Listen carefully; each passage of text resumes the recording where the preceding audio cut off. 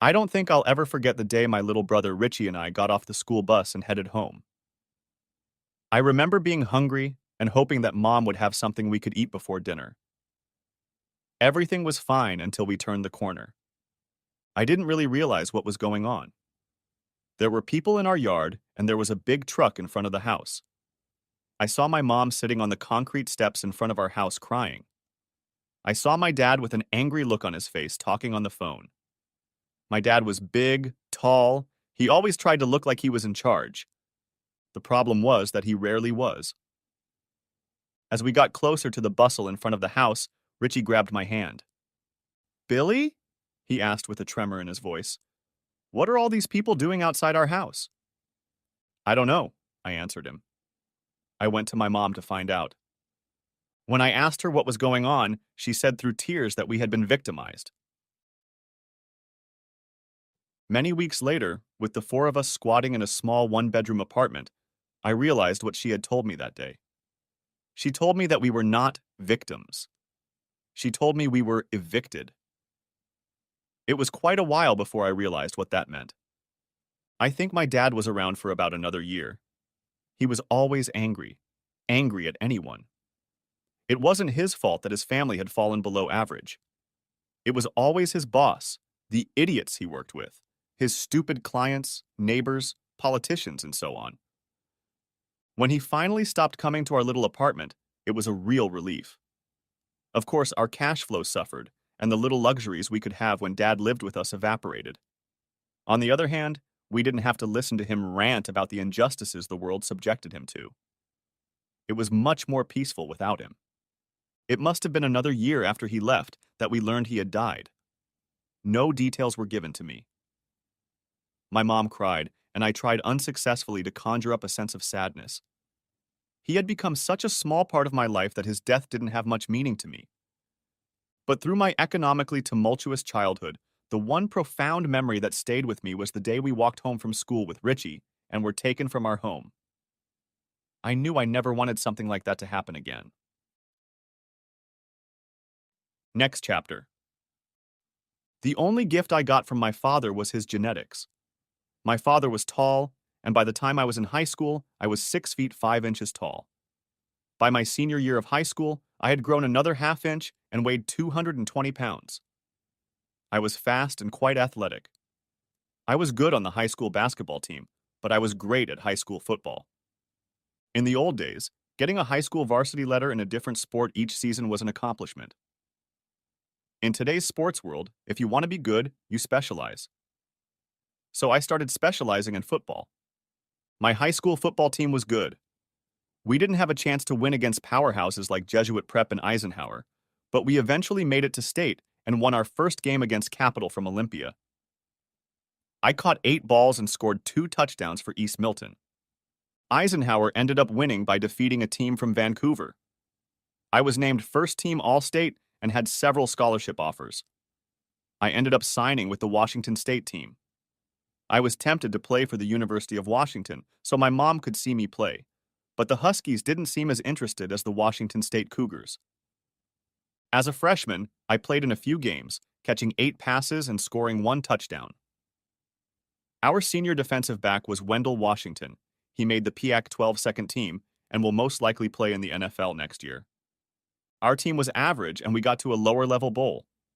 But the main game every year was a rivalry game against the University of Washington. That game is called the Apple Cup.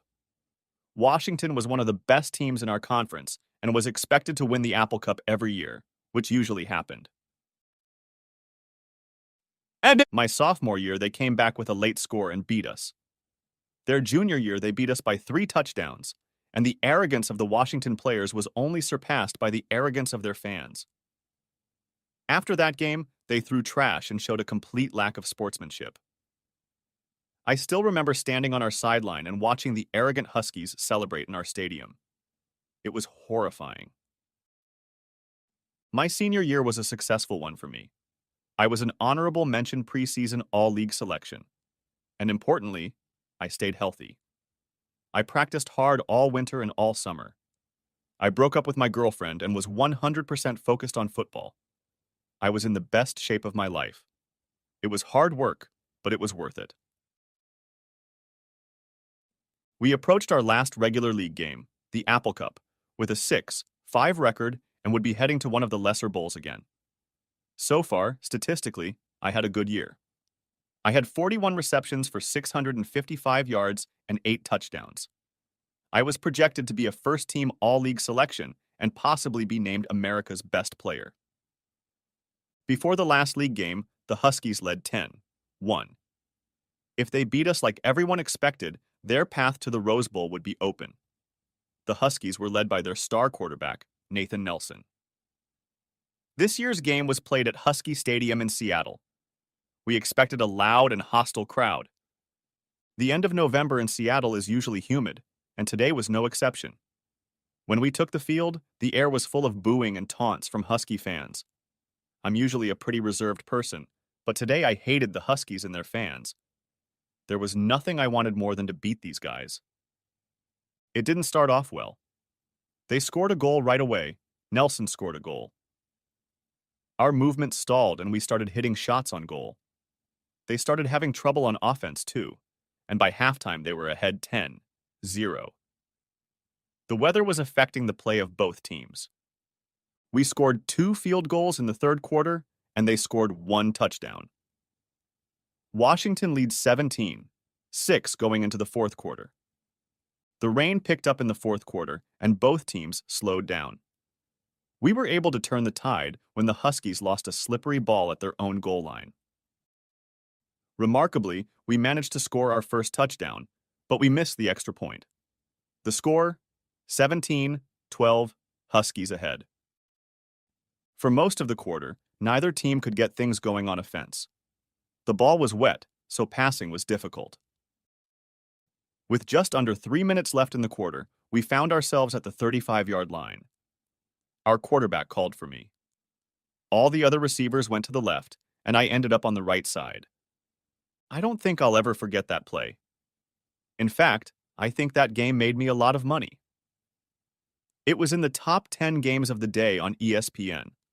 I've seen the replay so many times that I have it completely memorized. I ran 5 yards from the line of scrimmage and then cut sharply. A short but quick defender pressed tightly against me. When I turned around, I saw a spiral heading toward me. The quarterback didn't have time to pass me, and I heard the sharp sigh of the defender anticipating the glory of the interception. As the ball headed our way, we both jumped up. He had better position, but I was bigger, much bigger. In the air, I hit him hard and made the reception. He collapsed to the ground. I ran down the right sideline. I was well into Husky territory when a free defender diagonally caught up to me. The moment he jumped to tackle me, my left hand delivered a hard blow right to the top of his helmet, knocking him to the ground and catapulting me forward. Moments later, I crossed the goal line, and this time we realized the extra point. For the first time in the game, we were leading, 19-17. Everyone on our sideline was watching the clock. There was 51 minutes left in the game. And unfortunately, Washington State had a reputation for snatching defeat from the jaws of victory. Nervousness reigned on our line. We started the game, and almost as if scripted, the Huskies' offense came alive and raced down the field with confidence. The roar of the stadium was deafening. Finally, with 24 seconds left in the game, they were on our 19-yard line, 4th down, and they led their team in field goals. Our coach called a timeout. We gathered ourselves. "Billy, I want you to stand right behind the nose guard," Coach said, looking at me. "We've practiced that before. Watch the corner, jump as high as you can to try and deflect that kick."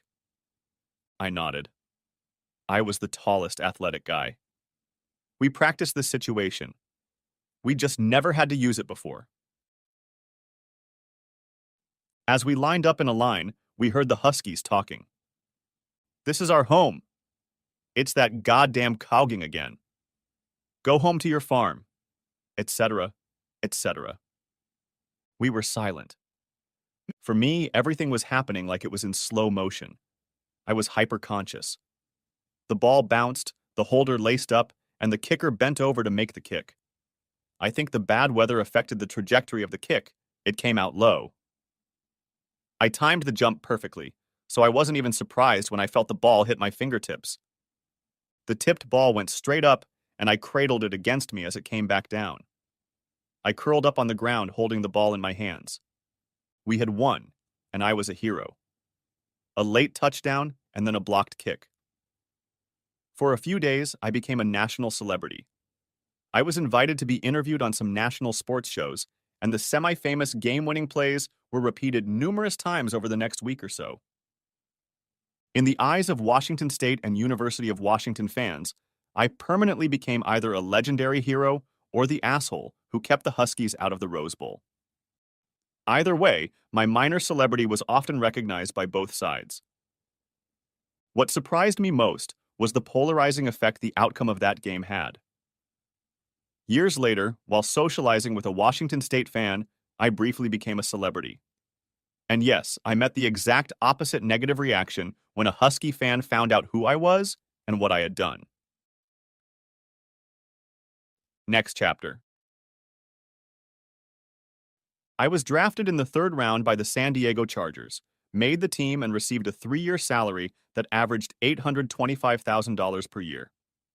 After paying my agent's fee and taxes, I was taking home a little more than half of the total. For most of the first year, I barely participated in any games, on special teams or for blocking, but certainly not a single play was dedicated to me. But that all changed with 4 games left. Our primary defensive lineman tore his ACL, and the backup injured his shoulder in the first quarter of his first game as a starter. Suddenly, I found myself in the starting lineup. I expected NFL players to be superhuman athletes, much faster and stronger than me. To some extent they were, but very soon I realized that I could compete with them and do well. In the last 4 games, I have recorded 11 receptions, 127 yards, and 2 touchdowns. I started to get noticed as a player. My sophomore year, I played steadily, while our main player was recovering from knee surgery. At the end of that year, my agent informed me that the Chargers wanted to extend my contract. That was good news. We ended up agreeing on a 3-year, $6 million contract with a guarantee. My agent said I could have gotten more, but I was so happy to sign for that amount that I quickly signed. The first thing I did was buy my mom a house. Old memories of eviction were deeply lodged in my brain. I paid cash for a small house in Linwood for her and my brother Richie. No one would ever take that house away from my family. Unlike many of my teammates, I didn't make any other luxury purchases. No fancy exotic cars, no flashy jewelry, no luxury condos in La Jolla or Coronado. I still wore jeans and t-shirts. I shared an apartment with 2 non-starting teammates and drove a used Toyota Tacoma. The only major purchase was a house for myself in a decent West Seattle neighborhood. Pretty soon, Richie and his buddy moved into that house. They paid my rent. The rest of my money was handled by a financial planner, a guy I went to high school with, Danny Murphy. Throughout that year, I didn't make the starting lineup, but I played a lot. By the penultimate game, I had 18 rebounds and 4 touchdowns. I was turning into a solid journeyman. I envisioned a long career in the NFL. I knew that by playing sports, I could earn a good income that would provide for the rest of my life. I started thinking about a new car and splurged a bit. It's a good thing I didn't. It was early December, and we were playing an away game in Baltimore. The Ravens team was good, led by their physical defense. Midway through the third quarter, our quarterback called a Z-19 triple. 3 receivers went forward, and I burst right through the center. The Ravens dropped both defenders, and an outside linebacker came at me. I lost it by fooling my head and found myself open over the center. Our quarterback threw high, and I jumped to catch the pass. I fell on my left foot. Unfortunately, the moment my foot touched the ground, I felt a kick from Ravens middle linebacker Miles Tillman, and I heard the crack of tearing ligaments and shattered bone. I groaned in pain as I collapsed to the ground, still holding the ball. I had never felt pain like this before. I was quickly carried on a stretcher to a waiting ambulance. The collision was so gruesome that the replays didn't show it. When I finally saw what had happened, I was surprised I hadn't lost my leg. It had twisted so unnaturally on impact with Tillman. I spent a few days in a Baltimore hospital and had a long conversation with a surgeon about my football career. One conversation had a significant impact on my decision about my future. Son, the orthopedic surgeon told me, I can repair your knee and you can try to play again if you're very insistent. But I've seen guys come back to play with injuries much smaller than yours, and by the time they're 40, they can barely walk. The choice for me was obvious. When he left the room, my decision was made. I mentally came up with a budget. I had saved and invested most of my money earned in the NFL wisely. After buying my house and my mom's house, I had just under $4 million left, which Danny managed. The game against the Ravens was the last time I played organized football. I spent most of the next year in physical therapy, rehabilitating my knee. Fortunately, it was all done at the Chargers' expense with the help of their medical and training staff. I progressed and got an encouraging long-term prognosis for my injured leg. Next chapter. Nearly a year later, I was barely limping. I spent the year focusing on physical therapy and rebuilding my leg. The Chargers were contractually obligated to finish paying me for the year. Those were the terms of my contract. So I didn't have a job at this point, and I didn't need the income. But things changed very quickly. I was living in a house I'd purchased in West Seattle, with no mortgage payments. Against the advice of my financial advisor Danny, I paid cash for it. That profound childhood experience of having our home taken away from us made a lasting impression. When I moved back from San Diego, my brother Rich and his buddy Dallas Crenshaw lived there. They paid me $500 a month in rent, which was a great deal for them. They also had to take care of it. I hadn't been to my house in almost a year. I was surprised at its condition. Rich, I turned to my brother. Dallas was sitting on the couch playing video games. This place is a dump. I asked you to keep it clean. There's shit everywhere. I grabbed a black garbage bag and started packing up. Chill out, Billy, Dallas called out to me from the couch, his eyes fixed on the video screen. We're on it, he said nonchalantly. I didn't say anything back and stared at him. I took a deep breath and limped over to Dallas and his video games. Rich noticed my stare. Billy, he exclaimed. 3 steps later, I snatched the video game console out of Dallas's hands and hurled it across the room. Hey, man! Dallas protested and started to get up. I had to hand it to him. He was trying to physically challenge me. He was probably no taller than 5 feet 9 inches and 160 pounds. I towered over him. When he tried to get up, I pushed him back onto the couch. He jumped up again. I was much bigger and stronger than Dallas, but he didn't seem the least bit afraid. He fixed his gaze on me. After a 15-second stare, he sat back down. What the hell are you doing, man? He asked me angrily. I'll tell you what I'm doing, I said. This is my house, and you, Dallas, are its tenant. I can evict you whenever I want. Technically, that wasn't true, but he didn't know that. So as long as you're here, you obey my rules. Understood? I leaned over him, poking my finger in his face as he sat on the couch. He didn't answer anything, only nodded his head briefly. There was an undercurrent of fierceness in his expression. Okay, I said. Rule 2 is to keep the house clean. What's Rule 1? Rich asked me. Pay rent always on time, I told him. Now clean the place up, and I mean now. And I tossed a bag of trash to Dallas.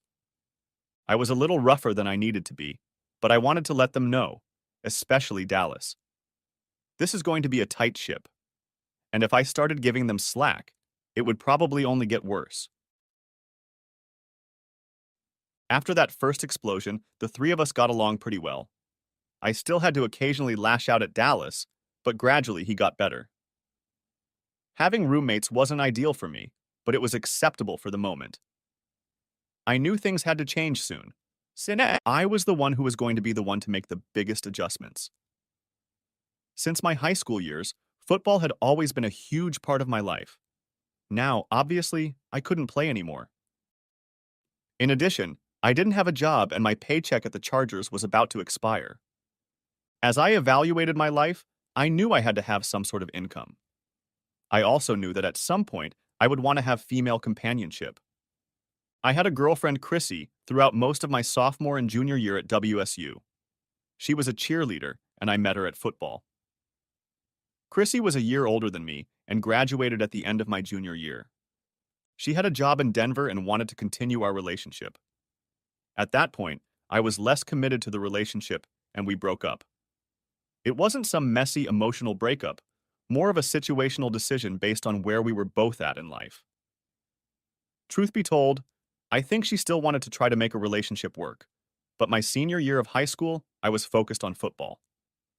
There were many nights, though, when I thought about Chrissy, about her slender body, tightly encased in a cheerleading suit, and then remembered that same body without the suit. More than once I thought about calling her, but then I remembered our last conversation. Next chapter. This could work out if we prioritize things right, Chrissy told me, her eyes looking at me with a pleading expression. Chrissy, honey, I told her, right now my priority is football. It's my senior year, I can play professional football. I'll try to see you when I can, but I have to think about the future. I remember looking at her and she at me. I hoped there would be understanding in her gaze, but she just stared at me dumbly. And then silent tears ran down her cheeks. Oh, Chrissy, I said, and moved to hug her.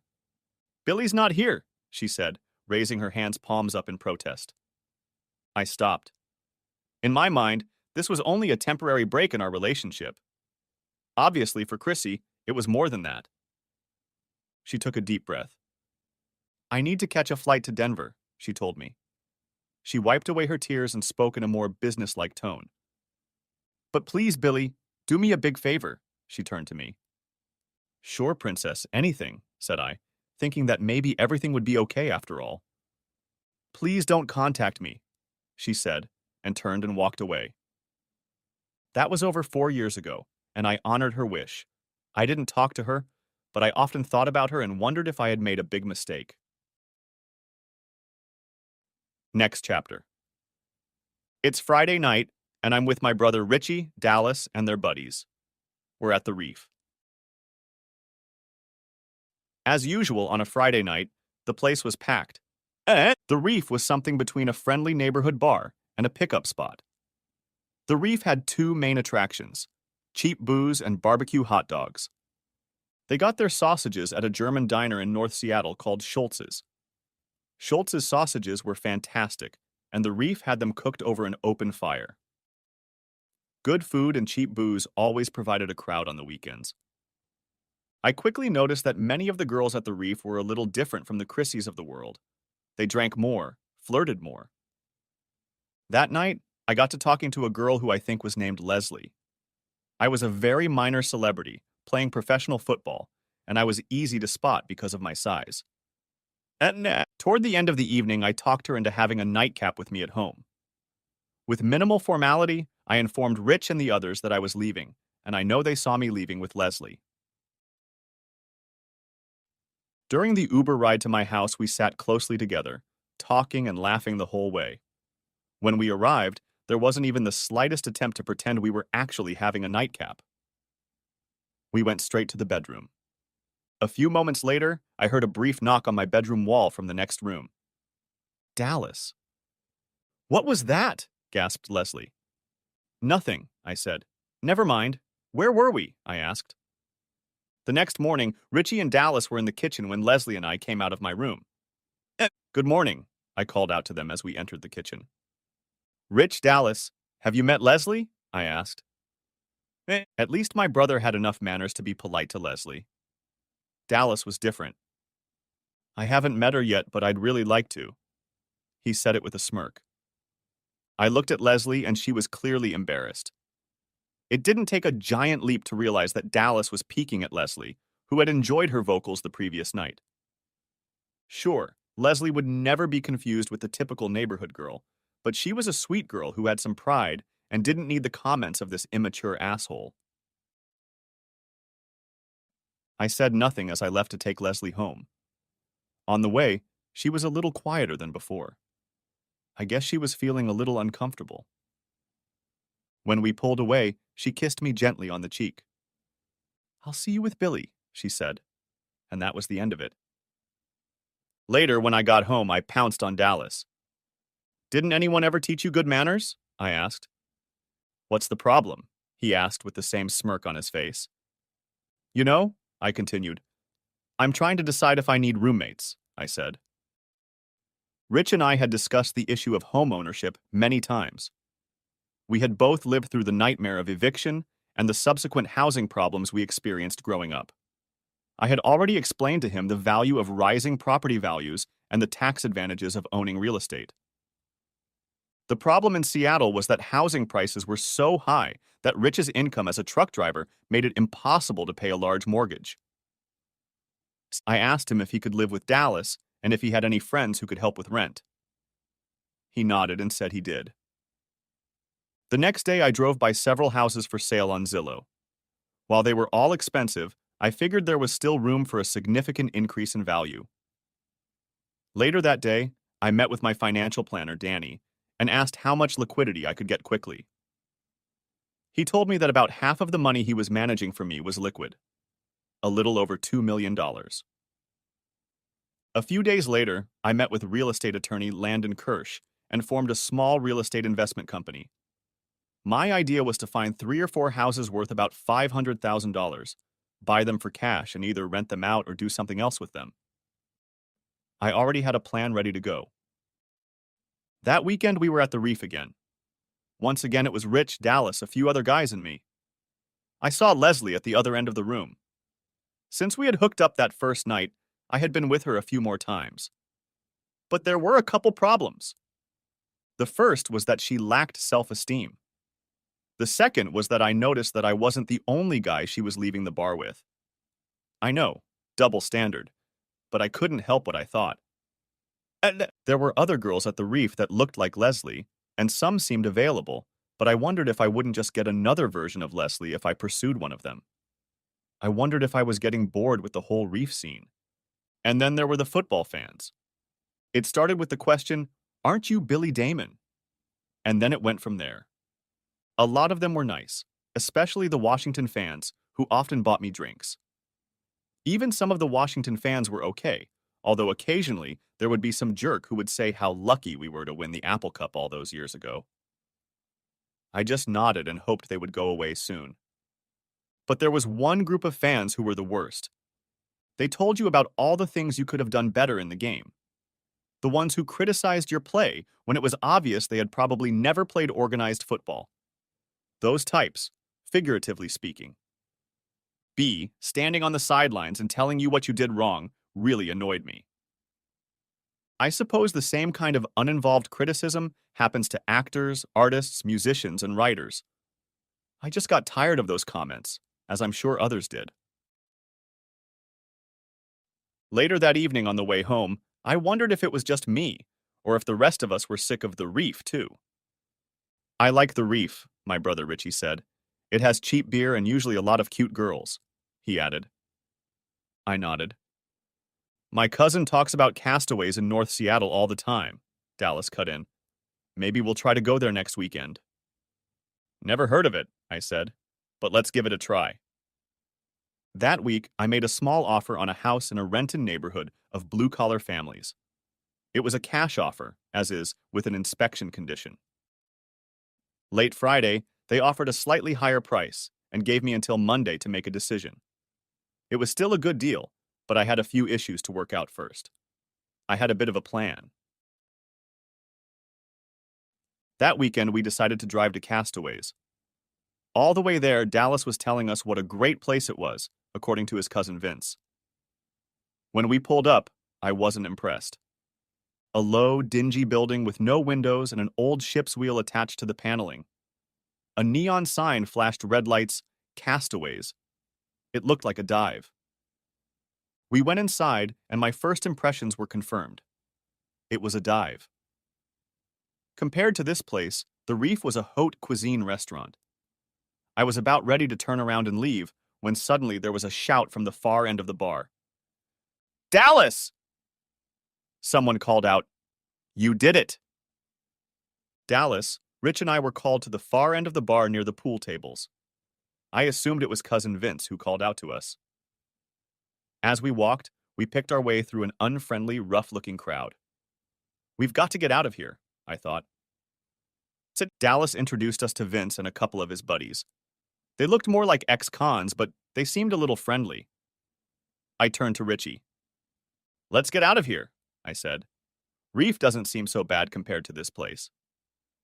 Rich only nodded, but he didn't seem to be embarrassed by the setting. I decided to get one beer, and that was it. I watched Richie walk across the bar towards the pool tables. I ended up talking to Vince, who I found out was a little rough, but worked as a sheet metal contractor. I started thinking about my potential real estate business and the fact that I would likely need reliable contractors.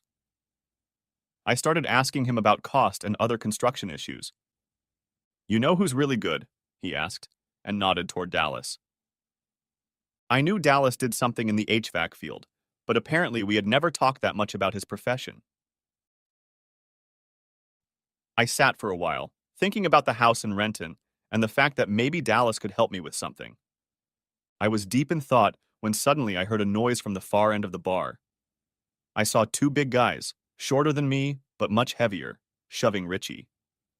It was the beginning of a bar brawl. Shit, I thought. I hadn't been in a fight since football. I wasn't looking forward to this, but this was my brother, and I had to get involved. I hadn't gotten 2 steps across the room before Dallas suddenly flew past me. He knocked the big guy down with one punch and he collapsed to the floor. The other guy grabbed a knife. That didn't slow Dallas down one bit, and he kicked the second guy in the balls. His mouth opened in a wordless "oh," and the knife slipped out of his hand and fell to the floor.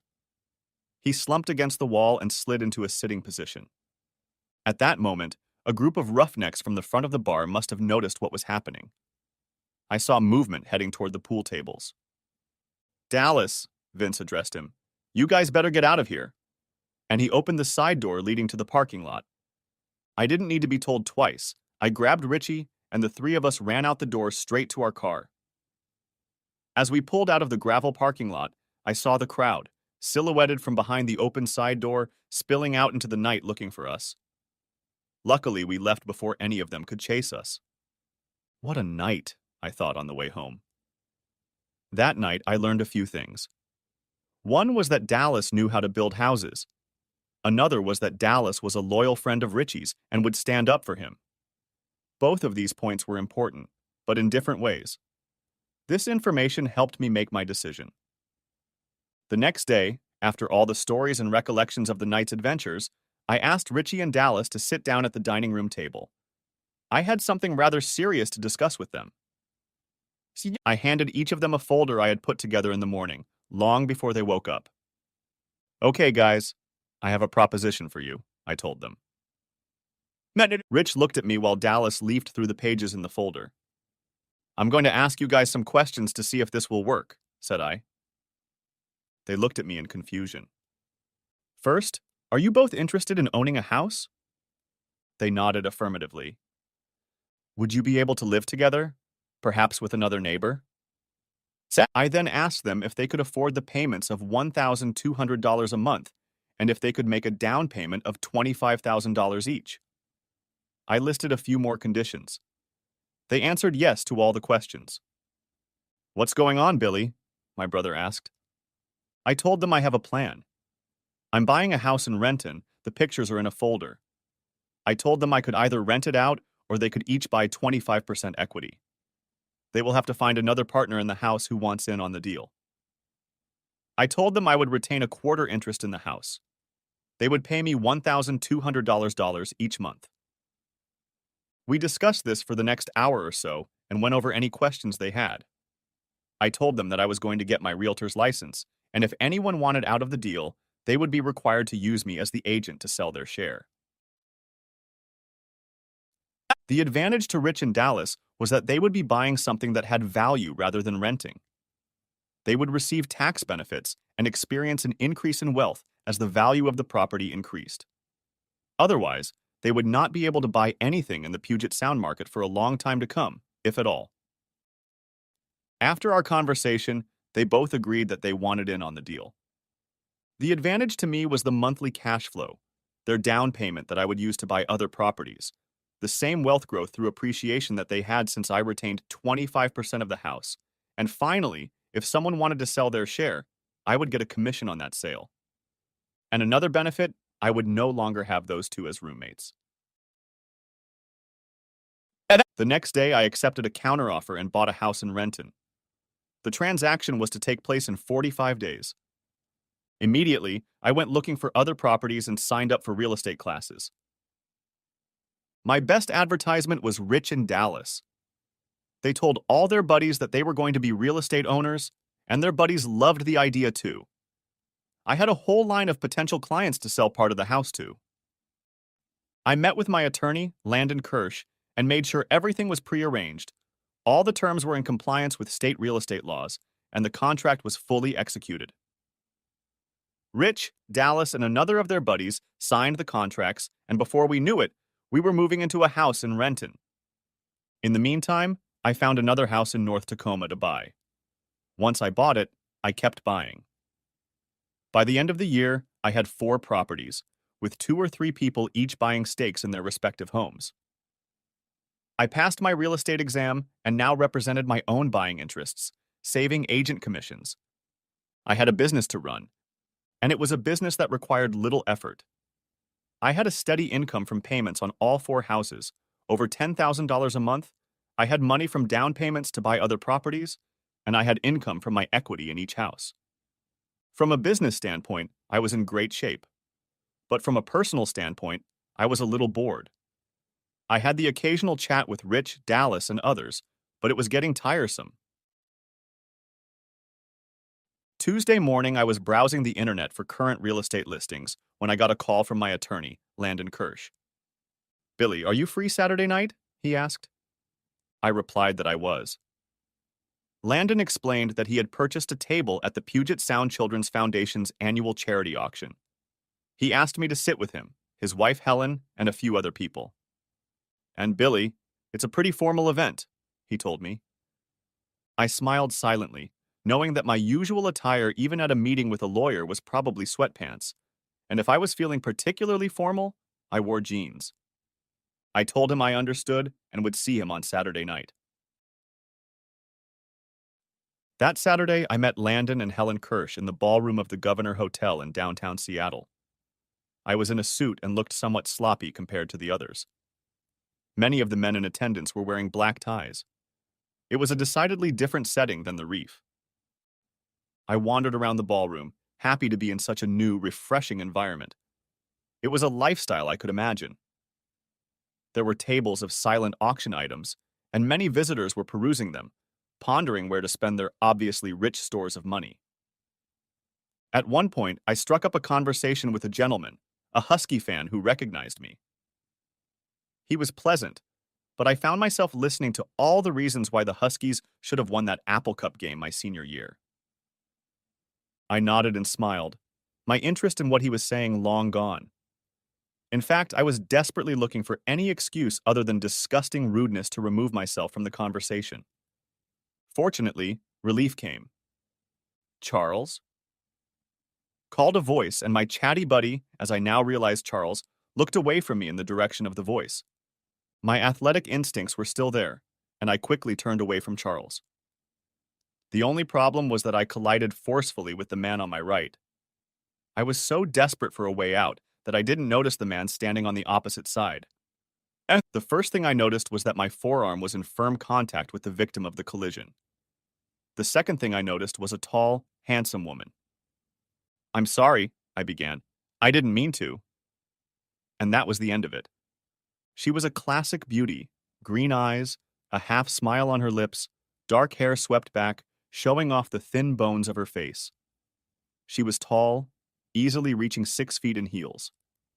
With a half smile and intelligent eyes, she silently appraised me, amused by my awkwardness. After a moment's silence, she finally answered. "After all this," she began, still smiling, "at least we should be properly introduced. Madeline Doucette," she said, and held out her thin hand to me. "Hi," I began. Bill Damon. I took her hand in mine. We both stood there looking at each other in silence, my hand still holding hers. Finally, I came to my senses and spoke. Can I get you something to eat? I asked as we unlocked our hands. No. She tilted her head and looked at me for a few seconds. I thought maybe she hadn't heard me, and just as I was about to repeat my question, she answered. Sparkling water, please. I nodded and started walking towards one of the many bars in the ballroom, and then she called out, And Billy, fresh lime. I was happy to get her a lime drink, but I couldn't help but notice how she responded as if she was used to people caring about her. By the time I caught up with her and handed her the drink, several tables had passed. She accepted the drink with a nod, but not exactly in gratitude. I walked around with her for a bit, chatting casually. I got the impression that she didn't mind my company, but didn't exactly welcome it either. I liked her looks, and for some reason I was amused by her arrogance. For the next 10 or 15 minutes, we wandered together, looking at the auction lots and occasionally bidding. At one point, she turned to me abruptly. It's nice to meet you, Billy, but I need to get back to my table. She held out her hand again in a gesture of farewell. Madeline, I replied, not quite ready to see her one last time. Would you like to dance after dinner? I asked. Again, I got a long look before she answered. Perhaps, was all she said. I continued to watch her as she made her way to a group of tables on the far side of the ballroom. I sat with Landon, Helen, and the others at our table. We had an unremarkable dinner, and then a lot of people spent a lot of money on things they probably didn't need. After the auction, the lights dimmed a bit and a band started playing. I decided to wait a bit before I went in search of Madeline. Finally, I walked up to where I saw her walking. Luckily, with my height, I could see more than most people, and I spotted Madeline dressed in black at a table full of mostly men sitting at it. When I approached her table, she was standing with her back to me, but as I approached, all the people sitting across from her looked up. They all looked rich, arrogant, and unfriendly. I noticed an older man and a woman who had to be Madeline's mother. The resemblance was striking. Madeline, I addressed her. She looked up at me, slightly surprised, and looked at me with something of a less than welcoming expression. Would you like to dance? I asked. Again, no immediate answer. She looked at me, squinting her eyes slightly, and nothing in her face looked friendly. I had already prepared myself for a negative answer when suddenly she stood up, still as silent as before, gave me a brief nod and walked towards the dance floor. As I followed her, I could hear the light muttering of the people at Madeline's table. I think I even heard my name mentioned. No. We started dancing and I asked her who the people at her table were. To my surprise, she answered right away. Family, co-workers, and friends, she replied. We continued dancing and I was fully prepared for her to leave, but when the next song started, she made no move to leave the dance floor. We got to talking, and I learned that she works as an attorney at one of the large and prestigious law firms in downtown Seattle. For a big guy, I guess I've always been a pretty good dancer, pretty light on my feet. I got the impression that Madeline was surprised by my dancing skills. The second song ended, and the beginning of the slow song began. She paused, as if making a decision, and then with the same easy smile I had seen earlier, took my right hand in hers and hugged me with her left. As we drew closer in this way, we were able to talk some more, and throughout the dance I could feel her relax, and we had a casual, just getting to know you conversation throughout the slow song. As she relaxed, her body moved closer to mine, and I felt the combination of her slender athletic body and feminine softness. I loved the way she felt. When the song ended, she said she needed to go back to her table. I escorted her back. Once again, the neutral, hostile stares of her tablemates met me as we approached the table. I knew this game. They were trying to intimidate me. Maybe this group didn't realize that I was standing behind the line of scrimmage with professional halfbacks who said they were going to hurt me, and they meant it. A bunch of guys in tuxedos didn't really bother me. Everyone, this is my new friend Billy, Madeline addressed the group at her table. A new friend? I thought to myself. Maybe the dance went better than I thought. There were no greetings at the table. A few people gave each other a quick nod, but that was the end of it. Well, it's a pleasure to meet you all, I said in my nicest voice. I even took the hand of the man to the left of Madeline's seat at the table and shook it, surprising him. Remaining silent at the table, I prepared to leave. My focus was now 100% on Madeline. It was a pleasure running into you tonight, I began. Pun intended. I said it with a smile. And I got the first genuine smile back from Madeline. She liked my little joke. And thanks for the dance. Hope to see you again soon, I said and turned to leave. Billy, she said as I turned away. It was nice to meet you too. She answered me, smiling sincerely again. She even hesitated, as if she was going to kiss me goodbye, but then thought there were too many spectators. I turned to Madeline's group and wished them a good evening. There was no response. Walking back to my table, I thought about a few things. One was that I liked what I saw from Madeline, although I realized that it was only the tip of the iceberg. The other thought was that her table mates were too hostile, and I wondered what the reason was. I understand the need to be wary of new people, but this was out of line. The following week, I continued to research real estate and do minor work related to the properties I was now interested in. In the scheme I had chosen, the people who bought each property mostly took care of all the maintenance. I was a passive partner. I assessed my financial business situation. I had a steady income from my real estate partners, I had growing equity in each property, I had the money to buy more properties, and I had a lot of people interested in having a stake in their own home. On top of that, I was working barely 20 hours a week on average. Not a bad situation. I thought about Madeline for a few days after we met. I didn't have her phone number, but I knew where she worked. On Tuesday, I called the general office number for her law firm. Bradshaw, Miles, Rosen, and Rice, I heard the receptionist's voice say. Madeline Doucette, please? I replied in my most businesslike voice. Please hold, they told me. A few minutes later, I heard the secretary reply. Miss Doucette is unavailable? May I ask what this refers to? I froze for a moment, not knowing how to answer.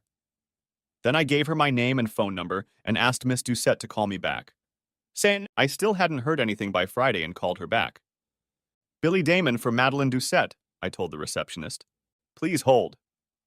I was expecting the same thing, but this time I didn't leave any message. Oh well, I thought. I was surprised to hear Madeline's voice. Hi, Billy, she said in a neutral, positive tone. We got to talking. I asked if she had gotten my message earlier in the week, and she said she had, but had been very busy. We chatted some more, and eventually she said she had a Zoom call coming up. I asked if she wanted to meet up this weekend. She hesitated. Billy, sorry, I'm busy this weekend. She said. I fell silent, once again thinking, oh well.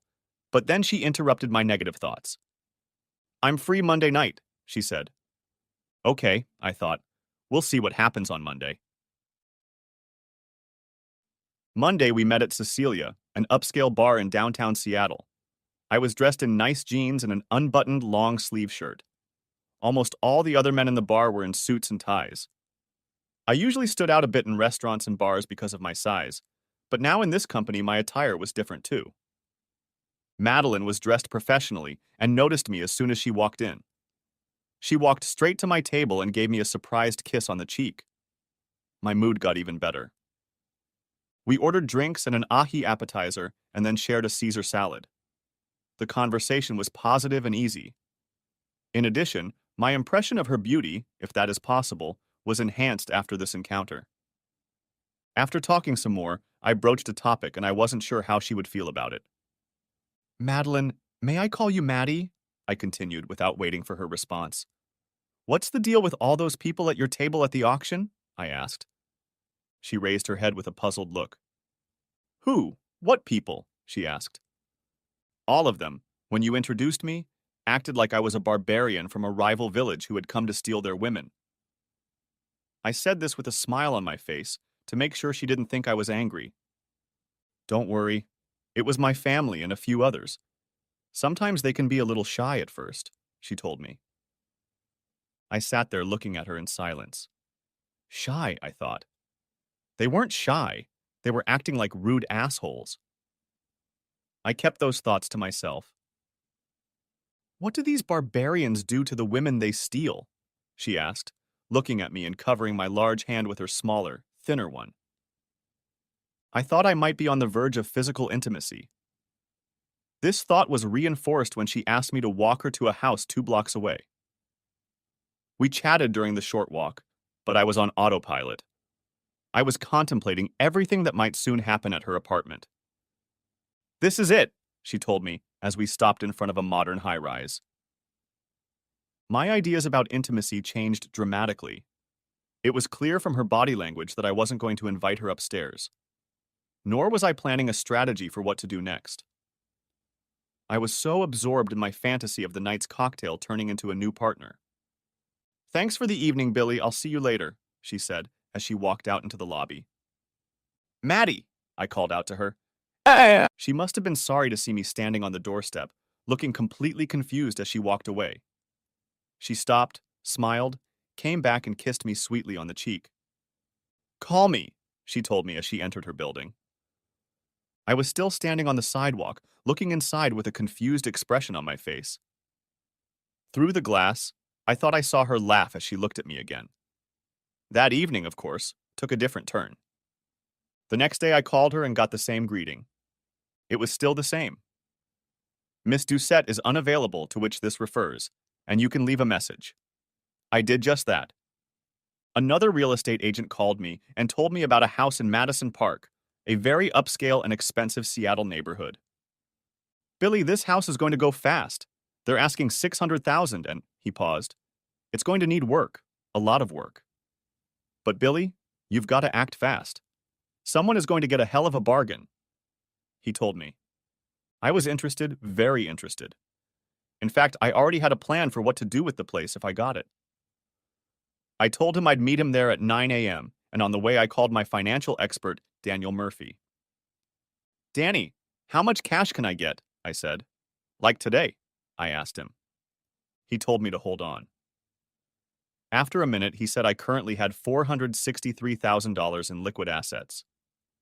How hard will it be to find another $150,000? I asked. Quickly, I added. Hold on, he told me. After a moment, he spoke again. I could sell a couple things and probably have that amount of cash by the end of the day.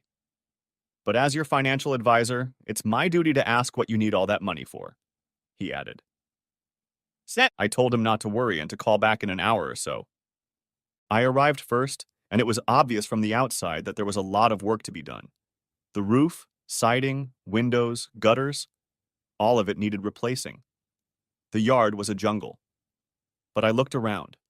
It was definitely the worst house in a good neighborhood. A very good neighborhood. There were several million-dollar homes on this street, and all the houses except this one were well maintained. Just then, Realtor Antoine Keys pulled up in his shiny black BMW. Antoine was a senior on the WSU football team when I was a freshman. We met again after I had moved back to Seattle and was in the process of buying real estate. He extended me an elaborate handshake, which I never got around to reciprocating. He then proceeded to tell me about how this house was a great deal. He told me that it would be on the market tomorrow, but that we might be able to sell it before then. When we walked into the house, I had 3 first impressions, and for me, none of them were bad. The first was the stench. I always liked it when the house smelled bad. It was usually easy to fix, but for most people it was very unpleasant. The second thing was that it was trashed. Broken windows, dirty bathrooms, smeared paint on the walls. All of these things were easy to fix. And finally, the house was beautiful. I could see the potential. Beautiful woodwork, built-in cabinets, classic arched doorways, and a grand staircase leading upstairs. The house even had a back staircase. It was used in the servants' era, a separate way to the second floor for those who weren't supposed to use the main staircase. Antoine and I looked around the house and yard. It would require a long list of necessary repairs, but it wouldn't take much to make it livable. By my calculations, the lot itself was worth almost $500,000. Okay, buddy, I said to Antoine as we pulled to the curb. What do we need to do? Billy, are you interested? He asked, surprised at the poor condition of the house we had just inspected. The family has moved back east and wants to sell it quickly, but Billy, Antoine said, they're asking $600,000. If they put it up for sale tomorrow, there'd probably be a bidding war. We're tying him up today. I think we can make it all work out. I looked at the house and then at the neighborhood. I imagined living here, having kids, giving them that stable childhood that Richie and I didn't have. I knew that's what I wanted. In my future fantasies, I also saw a woman who would share this life I had invented. And in my dreams, that woman looked a lot like Maddie. Antoine printed out the offer sheet, and I called Danny. I explained that I was buying property in the Madison Park neighborhood. All doubts about his fiduciary responsibility as my advisor fell away when he heard where the property was located. It was a very nice part of Seattle. After another handshake, Antoine said he would contact me early in the day. When I got home, I was thrilled at the prospect of buying a house in Madison Park. I was so excited I almost forgot that I was expecting a call from Maddie. Almost. When the phone rang just after 2 o'clock, I was glad it was Antoine, but hoped it was Maddie. Good news. It looks like I bought a house. I was nervous and excited at the same time. It was a lot of money for a house that needed even more money to fix up. But I had a plan.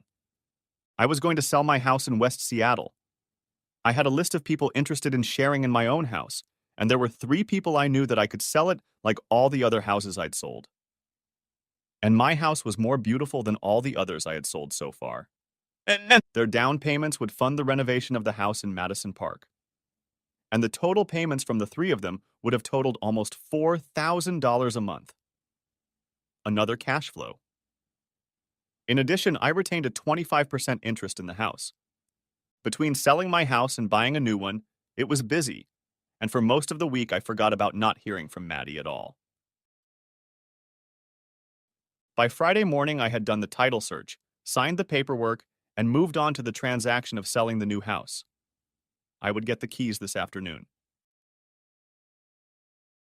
Shortly before noon on Friday, I got a phone call.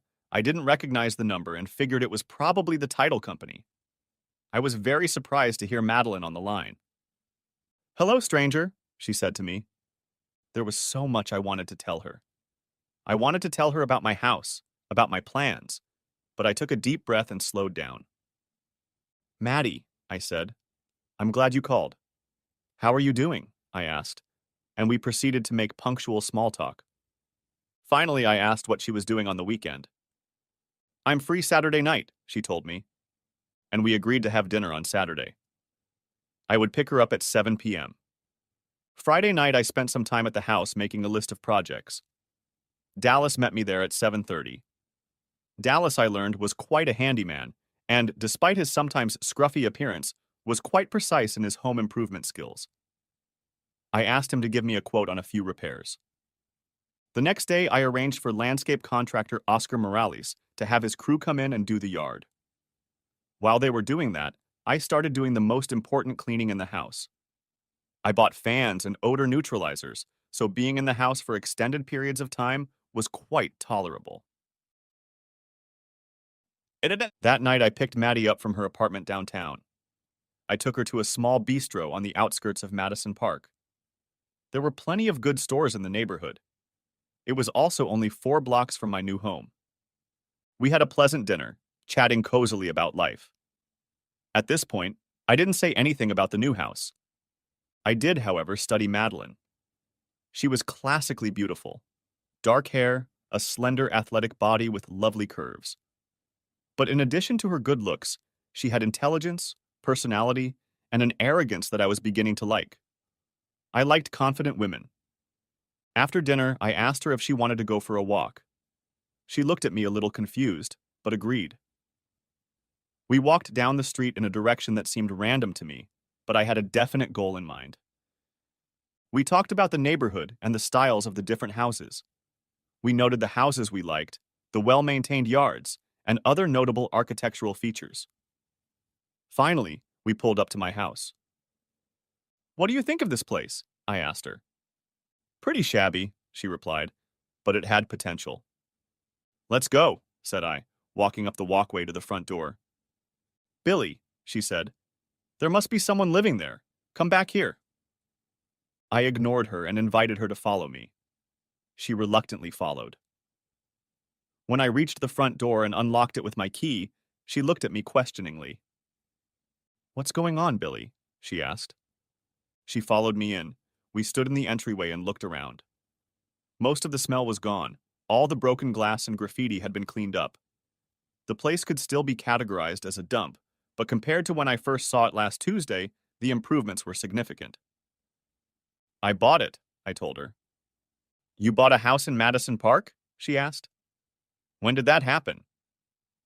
I told her about Antoine's call and the offer, without giving too many economic details. I explained what I was doing with my house and talked about how it would be a long-term project. I watched her watch and observed the craftsmanship that had been preserved despite all the neglect. Beautiful hardwood moldings, a formal layout, leaded glass windows, and a beautiful staircase in the center. "Yes," she said, nodding her head. "It's a long-term project." On the way back to her apartment, we talked about the house some more, and I told her about my business. Although we had talked a lot about our lives during our previous interactions, truth be told, most of the conversation had been about her. Maddie seemed genuinely interested in my business and what I was doing. I told her how I had invested my football money in a few starter properties and then came up with the idea of selling partial equity in homes to people like my brother, who are having a hard time becoming homeowners on their own in this market. As I traveled and discussed my business, I didn't go into much detail about my finances. At least at this point, she didn't need to know about all of that. But during the trip to see her, I felt like I had passed some unannounced test.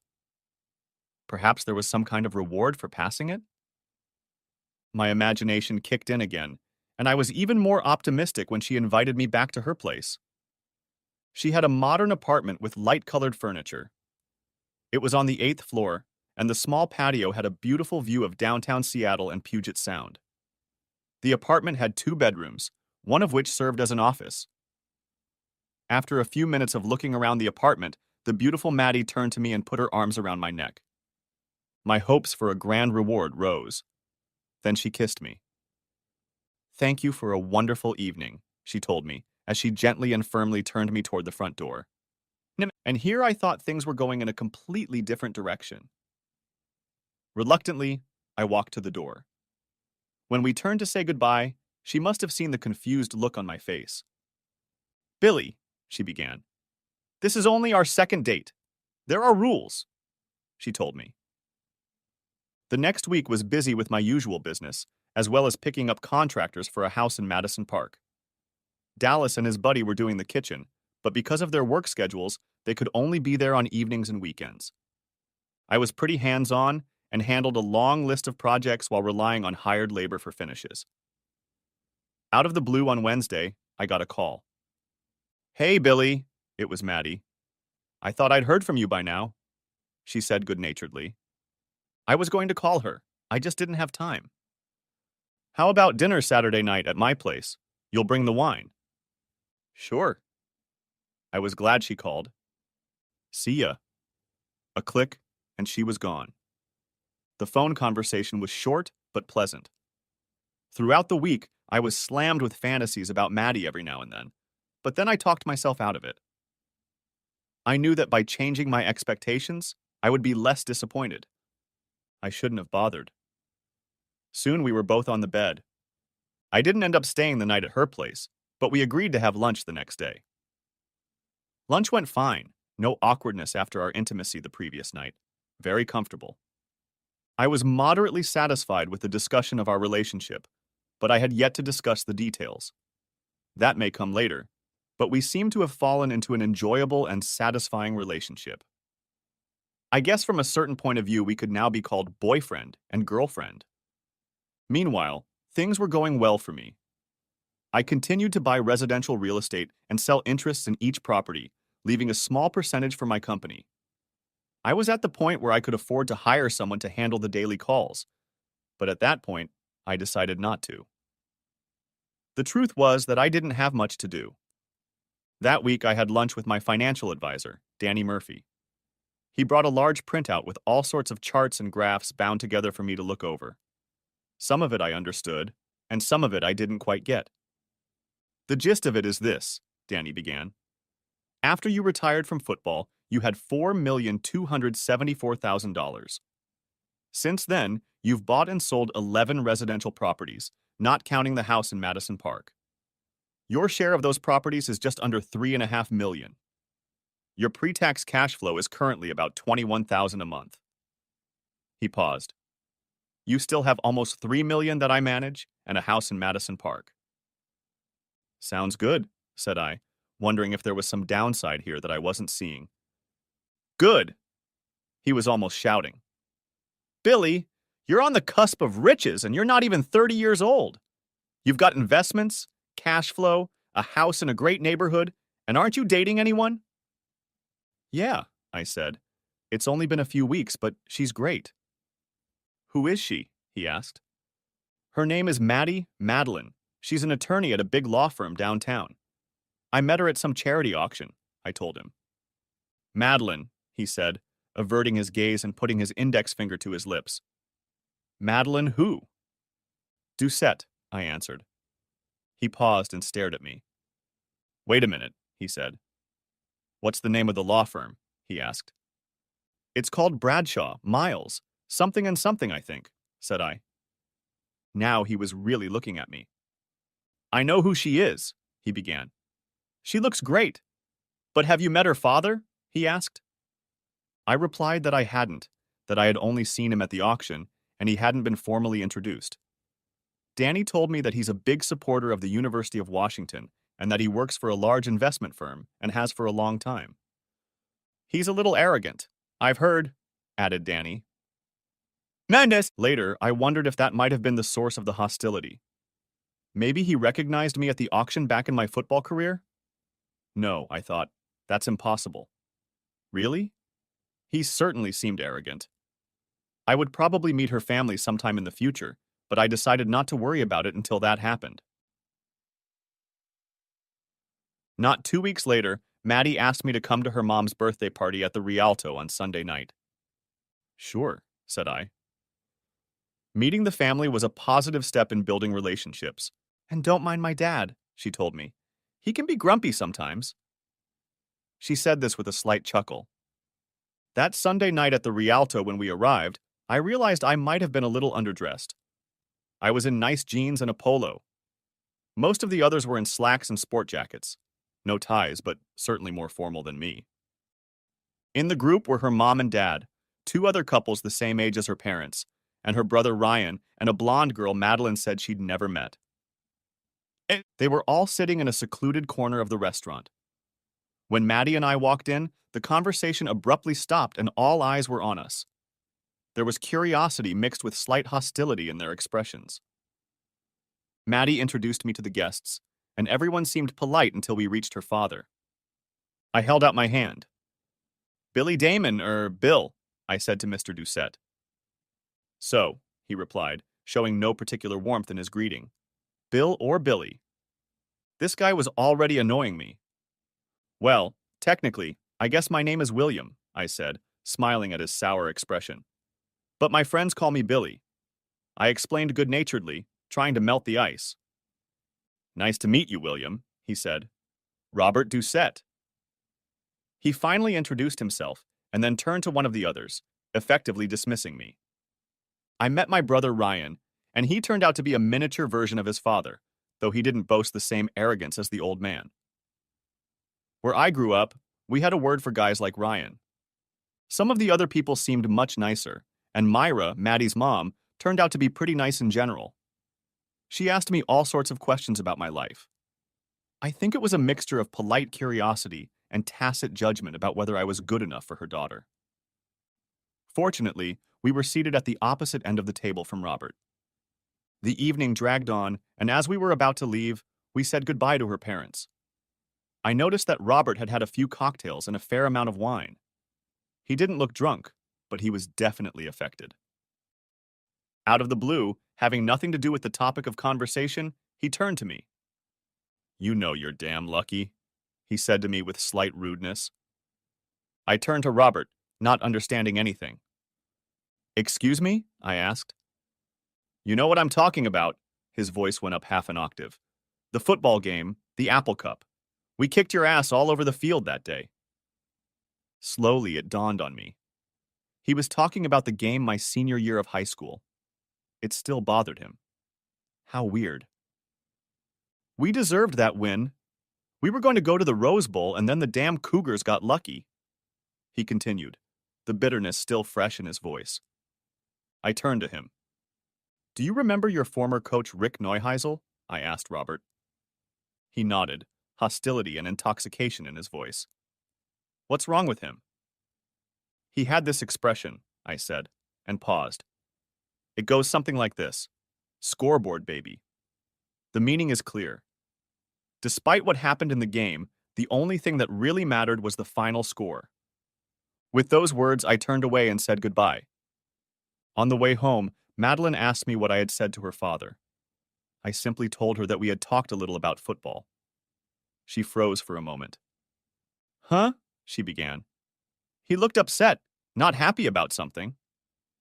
"That's me," I replied, trying to hide a smile. Although the first meeting with her family didn't go easily, our relationship progressed. We were together several times a week and usually spent the entire weekend together. She was the perfect woman for me. If there was a problem, it was the difference in our career goals. She was driven, worked hard, and was eager to move up the career ladder. On the other hand, my work week rarely exceeded 20 to 30 hours. My free time was spent at the gym or rejuvenating my Madison Park home. "Why don't you focus more on your business?" she would sometimes ask. It was usually in the mornings when she was rushing to work in her career clothes, getting ready for an early meeting or something. I, on the other hand, would often be lying on the couch in sweatpants watching the morning version of SportsCenter when she left. Of course, I didn't exactly look businesslike. I never told her in any detail about the success of the business I was involved in. I was accumulating wealth and income. I used my NFL money to become successful. I didn't buy expensive clothes or cars. The only thing I spent money on was my house. I wanted it to be perfect. That week, I received an interesting phone call from a college friend named John Washington.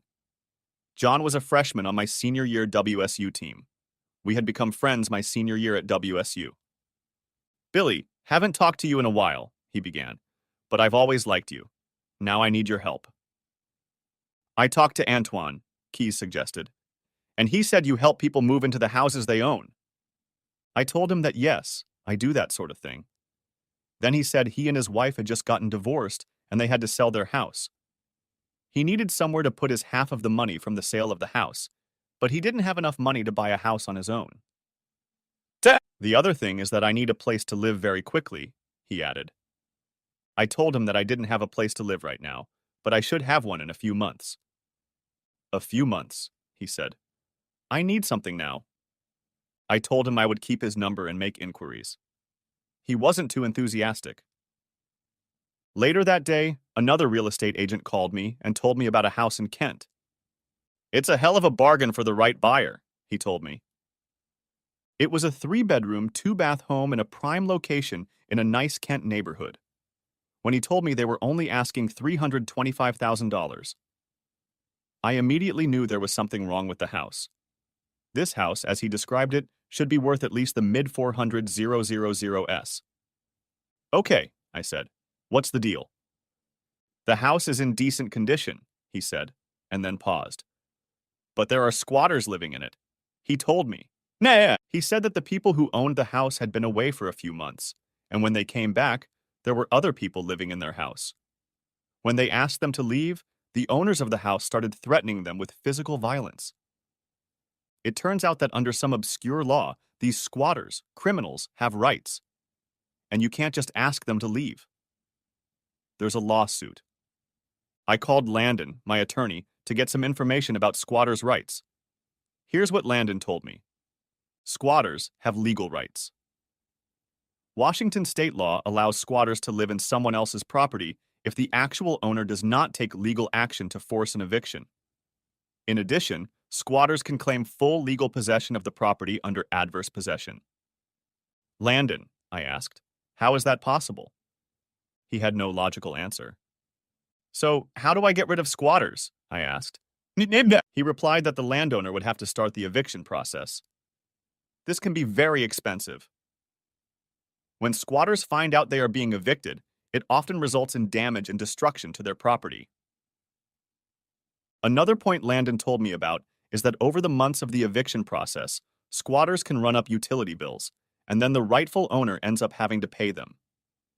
It could easily cost you $30,000 to $40,000 before repairs, he explained. And there's no guarantee that the legal channel will work so that you get the property right away. I began to realize why the price of the house was what it was. I wondered for a moment. What if we forcibly evict the squatters? I asked Landon. Billy, he turned to me with a serious expression on his face. That would be illegal, and I certainly can't recommend it. He took a deep breath and turned his chair away from me, addressing me not directly. Yeah, but it would be the least expensive way to solve the problem, he reluctantly told me without looking me in the eye. But you didn't hear that from me. I began to think. I began to develop a game plan. I knew John Washington was a big man looking for a home. I remembered he had played offensive guard in college and at one point weighed under 300 pounds. I also thought about Dallas and his toughness at the bar that night. I considered a few more options. Then I made a series of phone calls. I called the realtor offering the squatter's house, called John Washington, called Dallas, and then made 3 more calls. By the end of the day, I had made an offer on the squatter's house and had done a little snooping on the Kent house itself. It was a fairly decent 2-story house. There was a chain-link fence around the house, and the yard was completely overgrown. The house actually didn't look as bad as one might think. There was an old upholstered couch on the porch, covered in water. It looked like someone was sleeping on it. As far as I could tell, there were 4 people living in the house. 3 men and a heavily tattooed woman. I continued to look around the neighborhood and saw a working tavern a few blocks away called the Ramblers Inn. At the back of the paved parking lot, I noticed an unused building. I stopped, went inside, and struck up a conversation with Lucky, the owner of the establishment. We came to an agreement. All cash. Everything seemed to be working out just fine. I went on with my plans but never mentioned what I was doing with Madeline. Madeline and I continued to grow in our relationship. We saw each other almost every weekend, and at least once, but often several times during the week. We still hadn't talked about love or long-term commitment, but I believed it would happen. I had a couple of brief interactions with her family, and my relationship with her father was still pretty icy. Meanwhile, back to the squatters, I borrowed one of my neighbor's dogs, and she and I would drive around the neighborhood where the squatters lived. I developed a strategic habit of walking this dog near the squatter's house. On the 3rd time, I started engaging in neighborhood conversations with them. Usually, they hung out on the porch. It was all set for the following week. Earlier that week, I made some flyers. Hey, are you guys going to the Ramblers party? I asked that Thursday. I was met with a blank stare. I explained that the Ramblers was having a customer appreciation event on Saturday night. Free booze from 8 to 12 on Saturday night, said I, and handed them a flyer. From the empty beer and liquor bottles scattered around the porch, I figured they liked alcohol. I also assumed they liked freebies. After all, they were squatters. Saturday night, I was in the back annex of the Ramblers Inn. I was paying for their regular bartenders to be in the annex for a customer appreciation night. I hung garlands around the building to attract squatters. Around 8:30, I saw 4 of them arrive. I called on the phone. At first, they were wary, slowly approaching the makeshift bar. I noticed that one of them was clutching the flyer I'd given them, as if it were a ticket of admission. By then, a decent crowd had already gathered here, attracted by the free booze. Even compared to the Ramblers' usual clientele, the squatters looked a caste or 2 lower. I approached them good-naturedly. Can I buy you a drink? I grinned, because everything was free this evening. They stared at me with blank eyes, and I asked what they wanted. They immediately pounced on the hard liquor. They huddled in the corner of the bar, not mingling with each other. They were here for one reason: to get drunk, and for free. Meanwhile, the squatter's house was bustling with activity. Dallas was changing the locks on all the exterior doors, and Richie, Dallas's cousin Vince, and two other men were stuffing garbage bags with everything the squatters had. Standing guard in the front yard were John Washington, his cousin Junior, who was almost as big as John, and another buddy of solid size. Several baseball bats lay nearby. Things were winding down at the Ramblers Inn. Judging by my watch, the squatters had already enjoyed a night of customer appreciation for over 3 hours. The lights in the annex began to turn off, signaling the end of the fun. By my calculations, it was going to cost me about $3,000. Less than a tenth of what it would cost me to go through legal channels. And I hoped, with much quicker results. I made arrangements with Lucky and quickly went to watch the squatters return to what they considered their home. It was almost comical. They didn't immediately realize that John Washington Jr. and their friend Clarence Mims were standing right in front of the cracked stone walkway leading to the front door. All three guys were big men, John being the largest, at 6 feet tall and weighing, by my estimate, 275 pounds. The other two weren't as big, but close. "Who the hell are you guys?" one of the squatters asked in an inaudible voice from the alcohol. "Well, son," said John, squeezing into the guy's personal space, "I live here. This is my home. Why do you ask?" "Back off," he replied, perhaps not quite managing the level of confrontation he wanted. "This is our place." "If you're talking about all the old shit that used to be in the house," John said, scooting closer, "this is it." He nodded toward a stack of black trash bags on the sidewalk. For a moment, the squatters, still drunk, froze, not quite realizing how swiftly events in their lives had turned, and not knowing what to do. Among them was a tall, thin man, looking like an asshole, who still hadn't said anything. Suddenly, something like a long, sharp knife appeared in the skinny guy's hand, and he drunkenly but aggressively moved toward John. A blur flew from the east side of the yard toward the skinny guy with the knife. Before the jerk was within John's reach, Dallas hit him in the head with a right. The guy lost his balance and fell face down on the sidewalk. "Now, bastards," Dallas hissed at the squatters. "Take your shit and get this asshole out of here. And I'll tell you what. If any of us," he glanced at John and the other two, "catch you anywhere near this place, what happened to your buddy will seem like a picnic," said Dallas to them. "Hey, kid," the short guy started. "We got rights." "Well, screw you," yelled John.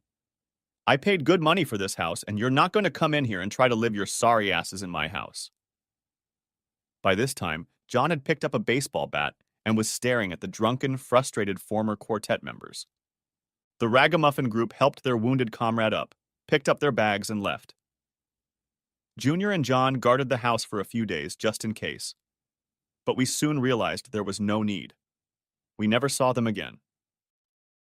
A week later, John and his cousin Junior moved into the house, having each bought a 1/3 share of the house at a discount. I kept a third, and they made monthly payments. It was a good deal for all of us. I also hoped it would send a message to all future squatting attempts in the area. Next chapter. The next year went well. I continued to invest in real estate and make money available to interested parties. I bought 2 houses to rent out this year, and as I set things up, both had a small positive cash flow. Things with Madeline were also going very well. We were together for as long as her schedule allowed. She was employed by Bradshaw, Miles, Rosen, and Rice, and was also involved in town Republican politics. She was currently volunteering for a Republican mayoral candidate. I suppose she was interested in politics, but it appears that the driving force that encouraged her to move in that direction was her father. Certainly, Madeline is a strikingly attractive woman, tall, slender, with feminine curves. In my opinion, she can safely be categorized as a beauty. I also knew that there were many healthy male egos in both the legal and political worlds. But for some reason, I never envied them. One of the things Maddie always talked about was trust and honesty. I trusted her. I was reminded of an event. I can't really remember exactly whether it was about the law firm or politics. For me, they all kind of blended together. Never mind, we were in a downtown hotel ballroom in business attire. For me, that meant nice jeans, a button-down shirt, and a black sports jacket. For me, it was dressy. There appeared to be one guy there, about 10 years older than Maddie, maybe early 40s. Black hair slicked back and sharp eyes. He seemed to always be by her side, guiding her this way and that, keeping his hand on her elbow and talking quietly, his mouth close to her ear. At events like this, I usually settle down near the bar. It wasn't that I wanted a drink. It was that the people who populated the neighborhood were more often than not reluctant to talk about laws or politics, which was my preference. Nevertheless, I noticed the same guy next to her several times throughout the evening. Maddie and I had a predetermined plan for this as well. On the way out, she'd say, "Come rescue me at..." and then she would let me know the time she wanted to leave. Today the time was 11 p.m. At 11:05, I set out to follow her. Eventually, I spotted her with Slick at the far end of the ballroom in a shady alcove. As I approached them, I noticed his arm trying to wrap around her waist. I also noticed that she was making no attempt to move closer to him. "Hey, Mad," I said to her, ignoring Slick. "It's time to go." And I raised my left wrist as if checking the time. Slick raised a surprised and infuriated look at me. "We're having an important conversation right now," he began irritably. "Madeline will be free soon." When he said that, I looked at his arm trying to wrap around Madeline. This guy was probably 5 feet 11 inches tall and about 170 pounds. One of the main activities in my rather loose schedule these days was working out. I was in good shape at 5'6" and 225 pounds with a small amount of body fat. "Lance," she began, "I really should get going. Why don't we get together next week?" And with those words, I carelessly but firmly grabbed the bicep of the arm that encircled Maddie, gave it a quick but probably painful squeeze, and we left. On the way home, she thanked me for helping her get rid of Lance. I was about to get out of this situation. He was starting to unravel. She said, "Thanks for speeding things up." She patted my thigh. "He works on the mayor's staff, and for some reason the mayor is dependent on Lance. He has an incredible ego," she added. For a few minutes, we drove in silence. "You know he wants to get in your pants," I told her. She laughed for a second. "Oh, Billy," and she patted my thigh again. "I know that." "What's more," she continued, "there's only one man I let in my pants," she said. A few weeks later, there was a celebration at her parents' home in Medina. It turned out to be her younger brother, Ryan's, 28th birthday. I've been to my parents' house a few times, and it was very nice. Stately home, lush manicured grounds, and beautiful furnishings inside. Myra, Madeline's mom, was always friendly to me, and today, in her home, Robert, her dad, was less negative than usual. That was a good thing, I think. I noticed that at this party, Ryan was with a dark-haired, olive-skinned woman. Last time I saw him with a blonde woman. "Is that Ryan's girlfriend?" I asked Maddie quietly. She looked at him, and out of a habit I was starting to get used to, she paused and thought for a moment before answering. "For now, I guess," she replied. I stared at her silently, wanting more information. "I think Ryan is trying to work his way through the entire female population of Seattle. That kind of macho bullshit." She said, "I think my dad likes it." "In fact, he better watch out," Maddie added. "Apparently he doesn't care if they're married or not." I paused to consider Maddie's words. I knew Ryan was trying hard to be like his old man. He was handsome, rich, and arrogant, but I wondered how much substance lurked behind that facade. Maddie was right. He really did need to be careful. Later that evening, after dinner, Maddie, myself, her father Robert, Ryan, and a few others sat outside and enjoyed drinks. Robert was smoking a big, flavorful cigar. The conversation was about politics. At this point, I wasn't adding much to the conversation. William, Robert turned to me. What do you think of local Seattle politics? He said it with an acerbic smirk. Any opportunity to discredit me he was sure to take. I took a deep breath and answered.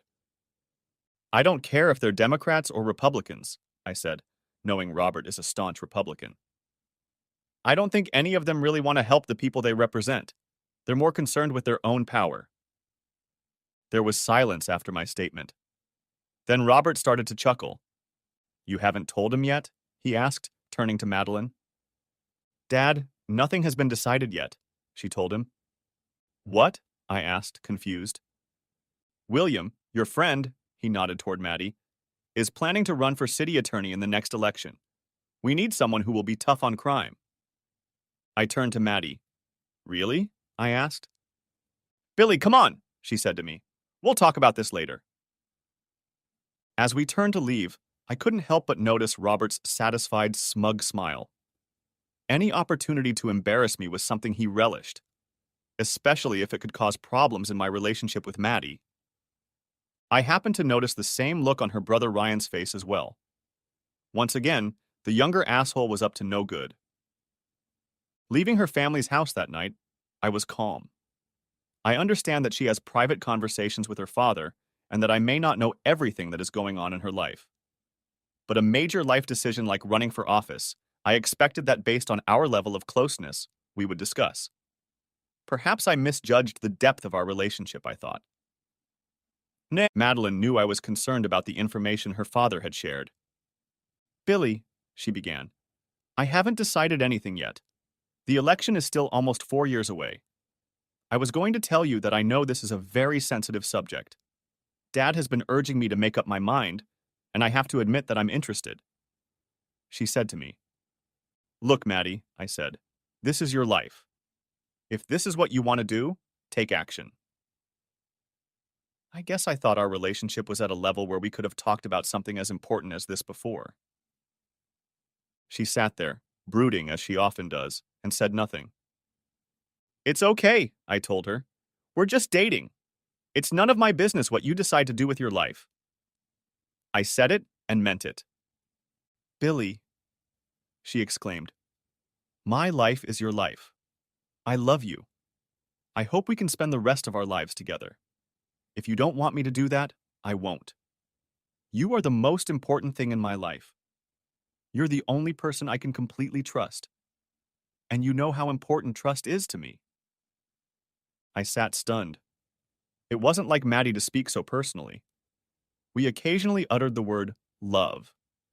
I was thrilled with the idea, but the thought of a permanent commitment at the same time made me a little nervous. We ended up talking all night. We talked about our careers, our life goals, and finally, our relationship. Without a doubt, Maddie was an independent woman. Self-confident, not the type to depend on others. Deep down, I liked that, but sometimes it's nice to know you're needed. Tonight, she told me in her own way that I was needed. This marked the beginning of a more serious, intimate phase of our relationship. We started making long-term plans. Interestingly, among the many topics we discussed that evening, we never broached the subject of her involvement in politics. One night, a few weeks later on a weekday, we were having dinner. The plates had long since been cleared away, and we were enjoying our after-dinner coffee. Maddie was in midstream telling me about a particular case she was working on. Suddenly, she looked at her watch. Damn, it's 10:30, she exclaimed. I have to get up early, but I don't want our night with you to end. I wish you could stay with me all the time, I said to Maddie. I know, but... She hesitated, looked me in the eyes, and after a moment she said, Why don't we get married and make it legal? She said to me. I looked at her with a half smile on my face, wondering if she was joking. She looked at me again, completely serious. I'm serious, Billy, you're my man, she told me. I silently absorbed the strange turn this conversation had suddenly taken. I knew I wanted her, and I had many thoughts of marrying her at some point in my life. But when I was suddenly faced with the thought of marriage, the burden of that decision made me hesitate. I knew I had to say something. Maddie, I really love you and I can't imagine life without you, but I began. I always imagined the sequence would be that I would buy the ring first, get down on my knee, and make a more formal request to you. I told her. I was kind of stalling for time. I wasn't ready to make such an important life decision at this point in time. Okay, if that's the way you want it, I'll go along with it. She told me, but you better not wait too long. By then, we were outside her apartment. I stopped and she pressed up against me, kissed me deeply, and looked at me with a serious expression on her face. Billy, I love you, she told me, hurrying to her door. As I drove home, I had a lot of thoughts, mostly about the fact that this beautiful, confident, and successful woman needed me. But I was also nervous. My parents' dysfunctional marriage was a model of what not to do. I wanted to make sure it would work out the first time. Over the next few days, I continued to think about the marriage and Madeline. I had already described what an outstanding woman she was. What was the reason for my indecision? I pondered the question and concluded that I wasn't sure if I wanted to give up the freedom of being single. But there was another side to this coin. If Maddie wanted to get married and I hesitated, wouldn't I risk losing her altogether? I couldn't imagine not being with her. So in essence, I had determined my choice. Marry her, or possibly lose her altogether. These thoughts kept me on my toes, and I decided that maybe I needed a different perspective. I thought about the people close to me that I could talk to. My mom was an outlier. Although she is a very sweet person, her life had been traumatic enough that what was left of her was a shell of a person who went to mass every day and watched game shows during the day. She could not have been a source of great wisdom. I thought of my friends and mentally went through their list. Antoine, no, Dallas, no, Danny, no, John Washington, no, etc. I couldn't think of any of them who could give me the insight I needed. I decided to talk to my brother Richie. Richie was the closest person to me. He and I had been through a lot growing up, and I knew he was devoted to me and cared about me. We met at the Reef that Thursday night. Hey, Rich, I said, and gave him a brotherly hug. How's things going?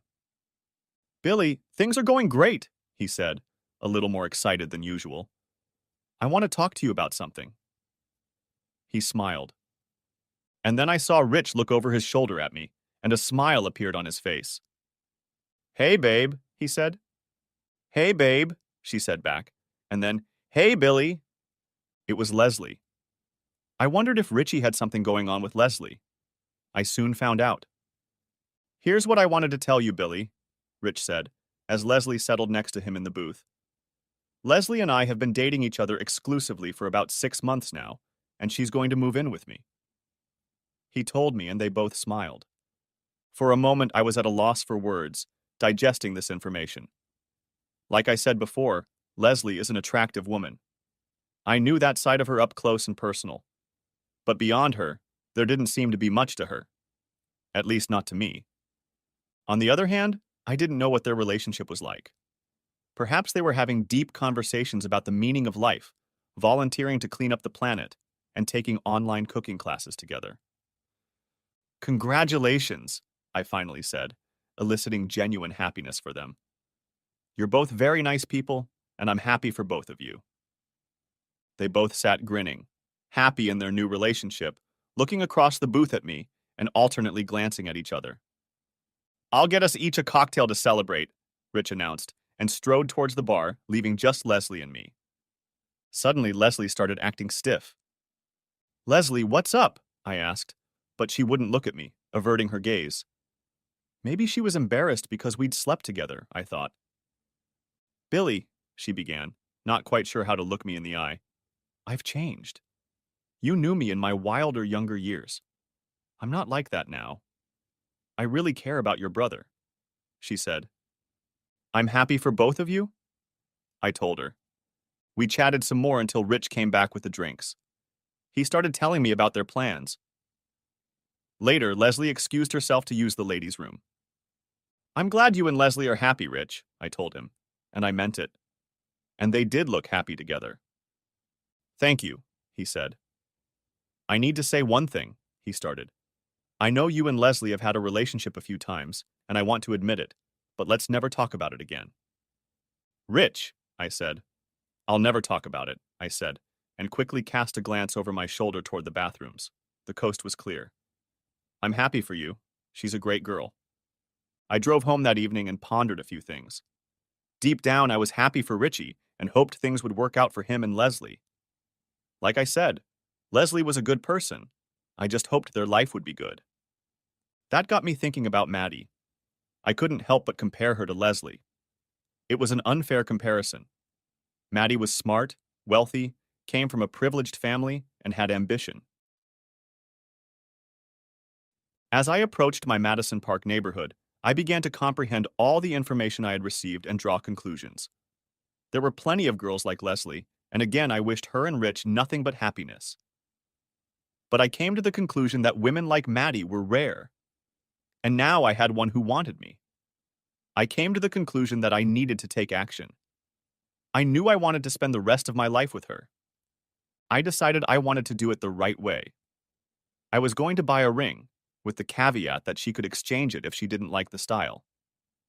And I was going to formally propose. I also decided that I was going to ask her father's permission. Robert and I had never had a relationship that could be called friendly. I didn't trust him, and I think he thought I wasn't good enough for his daughter. Besides, we beat his team in the Apple Cup and he blamed me. Deservedly so. I think that if I show him some respect and talk to him first before I propose, it might start a general thawing of our rather cold current relationship. I called him at work. "Robert Doucette," he announced into the receiver. "Robert, it's Billy Damon," I said. I'd never called him before.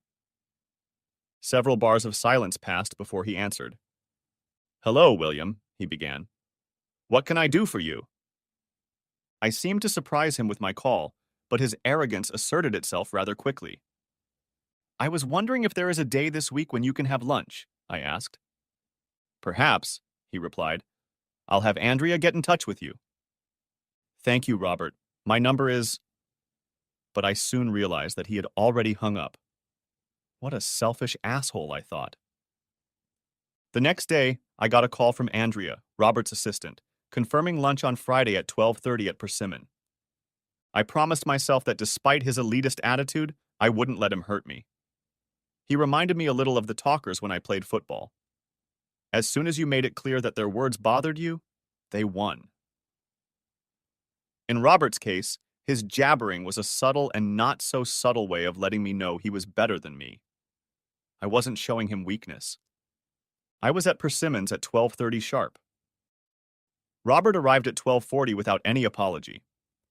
We chatted for a few minutes on safe topics: the Mariners, the weather, current affairs. So far, so good. At this point, he was exhibiting good behavior. "Robert," I began, "I wanted to let you know that I plan to propose to Madeline." He just stared at me. He didn't speak. He was beginning his intimidation game. I continued to stare back. We sat like that for over a minute. It seemed like a long time to me, but I knew his game. Finally, he answered. "Do you think you will marry my daughter?" he asked. "Yes, sir," said I. "I love your daughter, and I want to spend the rest of my life with her." He continued to look at me with a threatening look. It had no effect on me. "And you think you can provide her with the lifestyle she's used to and support her in her career as she moves forward?" he asked, a smirk spreading across his face. "Of course I think so," I told him. "I'm restoring a beautiful house in Madison Park, and my business is doing well." "Your business," he said mockingly, shaking his head. I realized he was trying to pick on me, but it was just disrespectful. He didn't know anything about my business. In fact, even Maddie didn't know the financial details of my business. And now this guy is passing judgment. At that moment, a waiter came over with a check, breaking the tense atmosphere. I quickly grabbed it and put down my credit card. After another moment, even Robert's manners woke up, and he thanked me for lunch. We both realized that the whole exercise today had been a failure. I had failed to achieve DC Tente with my future father-in-law. He had failed by trying to intimidate me and exerting his will over mine. In the end, in what could be considered the slightest concession to the topic of the day, we had a brief conversation on the sidewalk in front of the restaurant. William, as you probably know, Madeline is going her own way. She's smart and knows what she wants. He said, if that turns out to be you. He paused and said, well, then I congratulate you. Thank you. That was all I said. Later that evening, we were together at my house, just chatting. Did you talk to my dad about anything today? She asked. Why? I asked. She told me that out of the blue he called her on her way home from work today. She said he was acting kind of weird, asking what her goals in life were and if she was happy. Then apparently asked about me, if she thought I was right for her. He asked her other things as well. Apparently Robert didn't talk about lunch or my intentions. At this point, I made a decision. I figured I had gotten about as much blessing from her old man as I had ever gotten. It was showtime. I'll be right back, said I to her, which confused her. She looked at me with an expression of deep bewilderment on her face. After a minute, I walked over to her with my hands behind my back. Then I dropped to one knee. Oh my God, Billy, she squeaked, suddenly realizing everything. Madeline Renee Doucette, I began. Will you marry me? I said this and handed her the jeweler's velvet box. She accepted my offer. Many women would have quickly opened the box to check the ring size. But not Maddie, she just looked at me. Billy, the answer is yes, she began, still holding the unopened ring box. I love you. I want you. I need you. And I trust you completely. Much later, she called her mother, and the process of organizing the wedding began. End of part 1. Part the 2nd of may be coming out in 10 hours. Write in the comments if you're waiting for it. Also, give a like under this video and subscribe to my channel. I hope you enjoyed this video. Alright, everyone's presentations are done. Nick, the manager, said as he tried to move the discussion forward. Excuse me, I haven't. I recently found out something. Nick interrupted me and began to speak. There's apparently someone in this department who didn't graduate high school and is just a part-timer. Meetings should be for employees only. Absolutely right. His lackey, Mike, of course, agreed with Nick. I'm leaving. After leaving the meeting room, I started to shut down my computer. I noticed that an email had arrived, not in my personal inbox, but in the company's shared email. Thinking, there's no point in speaking up, no one will listen, I went home quietly. The next day, I heard a commotion from Nick's desk. He was staring at his computer screen, his face pale. Nick? Is something wrong? Mike looked at the screen with him. And he turned even paler than Nick. Why is he so angry? Knowing the reason for Mike's distress, I thought to myself, serves them right. My name is Adam. My mother passed away when I was in the 9th grade, and I was raised by my father. Well, you could hardly call it being raised. After my mother passed, my father changed. He drowned his sorrows in alcohol, and though he still went to work, he squandered our living expenses on horse racing. Because of that, I had to start working part-time as soon as I entered high school. Every month, I went to the convenience store with bills in hand that couldn't be auto-deducted from my father's account. Even though I endured it because I didn't want to be alone, I reached my limit in my 2nd year of high school and dropped out. I found a live-in job at a distant inn. Thank you for everything. The day I left home, my father, still staring at the TV, spoke. Take care. That was our last conversation. Back then, 18 wasn't the age of majority, so I needed my father's permission to work, and I couldn't hide my place of employment. Yet, my father never visited me even once. I kept working just to survive, and before I knew it, I was 42. Years of hard work paid off, and I was transferred to the headquarters. I was thrilled to be recognized by the company, as I thought I'd be working in the field until retirement due to my lack of formal education. Listen up. Our work can change the future of our employees. Don't drag us down. On my first day after the transfer, Nick, dressed in an expensive suit, spoke sternly. There was a reason for this. Our inn was located in a prominent tourist destination, known so well that everyone in the state could sing its commercial jingle. At its peak, we had 5 locations within the state. But that was long ago. Due to financial difficulties and aging facilities, only the place where I had worked for many years and the original establishment remained. I was prepared to lose my job anytime, but now there was a glimmer of hope. With the rise of social media, the tourist area where the inn was located started gaining attention again. Depending on how hard the sales department, where I was transferred, worked, we could either thrive or be forced to give up this prime location to the new hotel chains continuously popping up. For Nick, who had switched careers from another industry to strengthen our sales, this was a battle he couldn't afford to lose. I understood why he had to be strict. "I will do my best." Nick sneered at my enthusiastic declaration. "Did you not hear what I said?" "I'm sorry." I thought I was listening carefully. Out of habit from years of customer service, I apologized reflexively, though I had no idea what had offended him. Someone was watching me with a smirk. In this department, there are those who are expected to excel and those who have been shoved here because they have nowhere else to go. You are the latter. It was Mike, the section chief. He's 7 years younger, at 35. But he was called to headquarters much earlier than I was and had been moving around within the headquarters ever since. I'm not jealous, but I can't accept that he's my boss. Graduating from a prestigious university, he has an unusually high pride and caused many problems as a newbie, making things very difficult for me when I was the front desk leader. When I found out Mike was transferred to the sales department a month before me, I was disheartened. Mike is right. With just a middle school diploma, there's not much you can do. Don't even think about achieving results.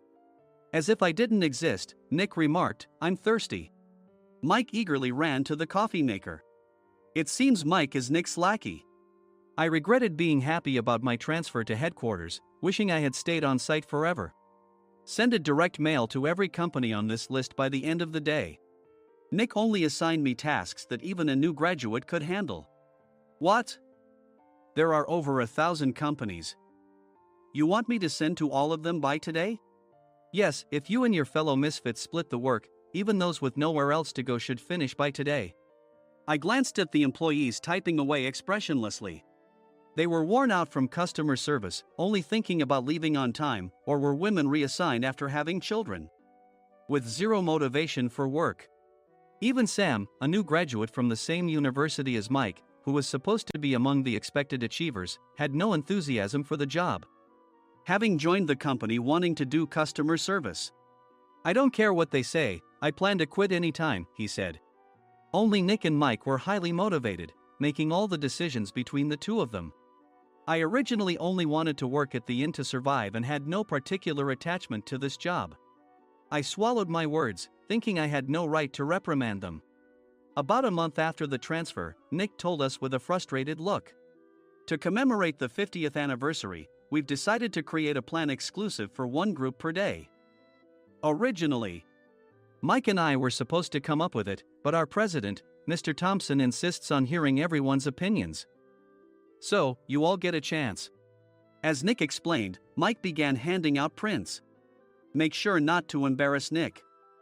If your ideas are half-baked, you'll have to redo them. It seemed that they had printed his handwritten notes by Mr. Thompson, which included several questions and a section for free responses. It made sense why Nick had to seek our input, given that all responses had to be submitted to Mr. Thompson. We were given a week to think about it, and a meeting was scheduled to compile our ideas. My plan is to let guests enjoy both the old and modern America. Nick began the presentations. Guests would watch a master confectioner at a nearby traditional sweet shop make sweets in front of them. The welcome drink would be premium tea in a bottle. Nick's plan was certainly attractive. After his presentation, Nick called on us to present in the order we were seated. Just as I stood up for my turn. "All right, everyone's presentations are done." "Excuse me, I haven't. I recently found out something." Nick interrupted me. "There's someone in this department who didn't graduate high school and is just a part-timer." He was likely talking about me. I joined the company as a part-timer and was made a full-time employee when I turned 20. That was 20 years ago, so Nick and Mike probably had no chance to know until recently. meetings should be for employees only. Absolutely right. After that, Nick kept creating opportunities to solicit everyone's opinions, purposefully excluding me from speaking. The meeting unexpectedly heated up and went past the scheduled end time. A few people asked to leave, and the discussion continued with the remaining few. Still here? Normally, you'd leave in that situation. Though I had no attachment to the job initially, hearing kind words from customers made me want to make them happier. For someone like me, with nowhere to go, the inn was my home and customer service was my life. I felt pathetic about my current self. I'm leaving. I left the conference room and started shutting down my computer. I noticed an email had arrived, not in my personal inbox, but in the company's shared email. Thinking no one would listen to what I had to say anyway, I quietly went home. The next day, while preparing the DM as instructed, I heard a commotion from Nick's desk. In his haste to stand up, he hit his knee on the desk. He stared at his computer screen, his face pale. "Nick! What's wrong?" Mike, thinking he should be the first to rush over, approached Nick while still wearing his coat. He peered at the screen with Nick. And he turned even paler than Nick. Why is he so angry? Who is responsible for this company? Nick, more irritated than ever, asked, and Mike answered without checking. Probably Sam.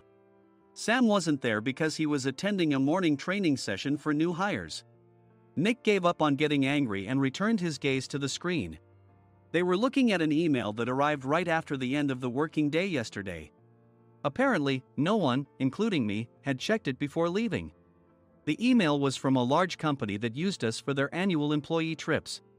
The president and executives of that company also frequently used our services personally. President of the company, Mr. Mason himself had declared that neither he nor his company would ever use our services again. Well, some companies cancel their employee trips or stop using our services due to financial struggles. Let's just move on. Mike kept wiping the sweat from his forehead with a handkerchief. Knowing why Mike was so agitated, I quietly watched their interaction. Do you know how much revenue we get from that company? We can find other guests to fill the rooms, but we'll lose the banquet costs, gift shop revenue, rental car fees, and more. Moreover, the gifts were supposed to be prepared by the traditional confectionery shop involved in Nick's proposed plan. If it's known that we incurred such a huge loss at this critical time, Nick's position in the company would be jeopardized. Nick took a deep breath, seemingly trying to calm himself. All right, Mike. Go to New York right now and apologize to Mr. Mason. What? You're coming with me, right? I have urgent work to do. I trust you, which is why I'm entrusting this to you. Please. Mike, believing Nick's sincerity, agreed with a determined look on his face, saying, yes. That's Nick for you. Even if Mike went to apologize, Nick would shift all the blame onto him if the client didn't change their mind. Well, it was Mike's fault to begin with, so it served him right. About 3 hours later, Sam answered a call from somewhere and repeatedly apologized, saying, I'm very sorry. Everyone watched to see what was happening. After ending the call, he informed Nick with a weary tone. When Mike arrived at the client's company, he only made things worse, further infuriating Mr. Mason. He was demanding, get his boss here immediately. It was no wonder Sam was exhausted, dealing with such a call right after returning from training. What is that idiot doing? All right, Adam, you're coming with me. If sacrificing Mike didn't work, then I must be next. Normally, I'd want to refuse at all costs, but I saw an opportunity in this situation. If I can be of assistance, I'd be happy to join you. I obediently followed Nick, and we flew to New York. When we introduced ourselves at the reception, it became clear how serious the situation was. As the receptionist personally escorted us to the president's office. Angry voices leaked through the door, making both Nick and me uneasy. Excuse me. I'm Nick, the supervisor. I understand my subordinate has caused you trouble, and I deeply apologize. Nick, with his experience in the corporate world, knew enough to offer an apology before excuses. However, his customer service skills left much to be desired. I sighed as I saw Mike trembling like a small dog in the corner of the room. What kind of training are you giving your subordinates? Mr. Mason glared at Nick with a red face. The intensity of his gaze made even Nick take a step back. Regrettably, I joined this company only 2 years ago and was unaware of Mike's issues. I should have identified his shortcomings sooner. Indeed, I should have realized sooner. No sensible person would come to apologize and then give a lengthy presentation on the drawbacks of not using their in. Nick froze, his mouth slightly open. Suspecting the worst, I picked up the documents that had fallen to the floor. It seemed Mike hastily prepared these documents on the plane, listing the disadvantages. Disadvantage 1: if you change the venue for the company trip, employees might suspect it's for cost-cutting reasons, leading to a negative impression. Reading it aloud half-jokingly, Nick snatched the papers from my hand and checked the contents with a furious expression. Among the stack of documents was a receipt from a nearby convenience store's copy machine. I felt a pang of dread, hoping he hadn't shown the receipt as well.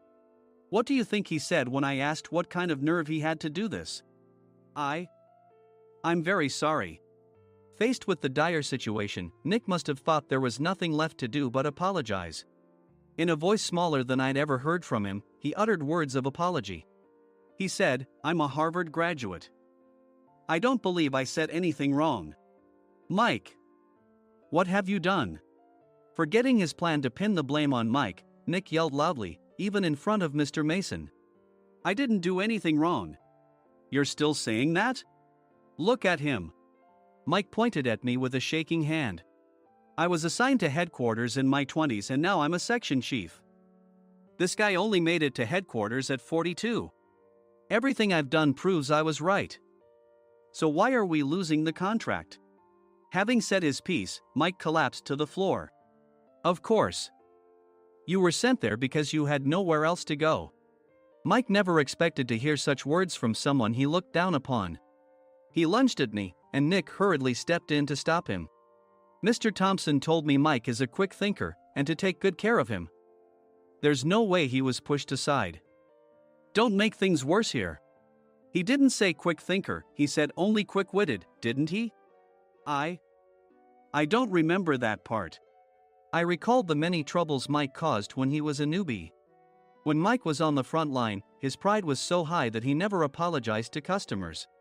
Customer service, especially in our job, doesn't work alone. It brings both good and bad situations. If the front staff or housekeepers made mistakes, or the cleaning company didn't properly clean a room, one had to apologize to the customers regardless of personal fault. Mike, in such situations, would never apologize, insisting he wasn't at fault. This often angered customers, and as the front desk leader, I frequently had to apologize on his behalf. He caused complaints and disrupted operations, which is why he was quickly moved to headquarters. In departments where he didn't interact directly with customers, his quick thinking was beneficial and things went well.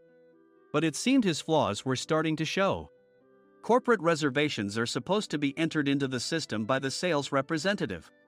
But a quick check yesterday revealed that more than 10 items were missing from the client's reservation. The handover document clearly stated what needed to be prepared. Why didn't you enter it into the system? Why do we have to give them special treatment? Filling rooms near the banquet hall, setting up all the food in advance. Specifying the brand of wine, they're too demanding. No wonder he always angered customers, I thought, feeling a headache coming on. Grouping them in rooms near the banquet hall is for our benefit too. It makes it easier for the staff to set up beds and serve breakfast since everyone's schedule is synchronized. As for the other requests, Mr. Mason suggested them to lighten our load. I didn't know that. Nick finally seemed to realize that Mike was the one who had angered the client. What did you say to them? I just told them we wouldn't give them special treatment anymore. We shouldn't waste effort on things that don't bring in money. I was utterly exasperated at his lack of understanding of customer service. Of course, we shouldn't comply with unreasonable demands. But carrying over successful practices from past stays makes customers feel remembered and enhances their experience. Good memories encourage repeat visits. That's part of our job. I looked down at Mike, who was sitting on the floor. In our job, nothing is a waste. Mr. Thompson likely moved you to the sales department, hoping you'd finally understand this. How do you think he feels now that you failed to meet his expectations? Mike, tears in his eyes, fled the president's office. I was amazed he still hadn't apologized. You have it tough, Adam. It's okay, we're all employees of the same company. I deeply apologize for this disrespectful incident. Especially after all the care you've shown us. If it weren't for you, Adam, I really would have stopped staying here. When I heard you were moving to the sales department, I was willing to reconsider if you handled it. Seeing us talk so amicably, Nick's face contorted. Do you two know each other? Adam's service is excellent. I always requested him specifically. Normally, we don't accept specific staff requests, but we made an exception for Mr. Mason, adjusting my shifts accordingly. He had personally stayed at our hotel just before my transfer, and during casual conversation, I mentioned, I'm moving to the sales department soon. If I hadn't told him then, things could have been much worse. Please continue to take care of us. I look forward to it. On the return flight, Nick awkwardly offered me a can of beer. It's still working hours. Of course, I had no intention of forgiving him for a single beer. Nick might try to pin everything on Mike and avoid any consequences. While pondering this, a startling fact came to light. Nick, the tea bottles for the plan have arrived. I handed Nick a bottle labeled with our inn's name. They look good. What are you talking about? These are plastic bottles. I had assumed we would use the trendy, high-end bottling tea. But what arrived were ordinary plastic bottles of tea with customized labels. The only unique aspect was the label, which had the inn's name, making it look customized. Upon further investigation, I discovered that a substantial amount of money was set to be paid to the tea company. It was priced like bottling tea. Does this plastic bottle really cost $100 each? The tea inside is specially blended for us. The extra cost is for that. Wouldn't it be better to use another tea company? Or is there a specific reason we must use this one? As Nick continued to make excuses, I showed him a printed email. I informed the tea company's president, Mr. Mitchell, that we discovered irregular payments and he confessed. He said you two were high school classmates and planned to split the extra money. That idiot. Why did he confess? That's not important. You should worry about yourself, this could turn into a police matter. Opening the bottle cap, I suggested. How about calming down with this tea? It supposedly has a relaxing effect. Nick drank the tea frantically. In the following days, decisions were made about their fates. Mike was reassigned to the General Affairs Department, with no chance of transfer or promotion, as per Mr. Thompson's orders. As for Nick, since the payment to the tea company hadn't yet been made, he narrowly avoided legal trouble. Instead, he was encouraged to leave the company, and to avoid further complications, Nick submitted his resignation. Rumor has it that connections between HR departments have made it difficult for him to find new employment. Even though it was good to have those two gone, something unexpected happened in the sales department. Everyone became motivated and united in refining the 50th anniversary plan. In the end, my plan was adopted. We collaborated with the Tourist Information Center to provide personalized guides. The plan, tailored to the number of guests, was truly special for the 50th anniversary. Hey, is Adam's family coming to stay? I immediately booked that special plan for my family. Sam noticed it on the reservation list and quickly picked up on it. Yes, I'm inviting my father. That's great. I might invite my parents too. I lacked the courage to face my father just as Adam. But here, with the confidence Mr. Mason praised, I felt ready. The 50th anniversary plan was a perfect opportunity to reconnect with my father. I hoped to bring back the days when we could laugh together as we once did.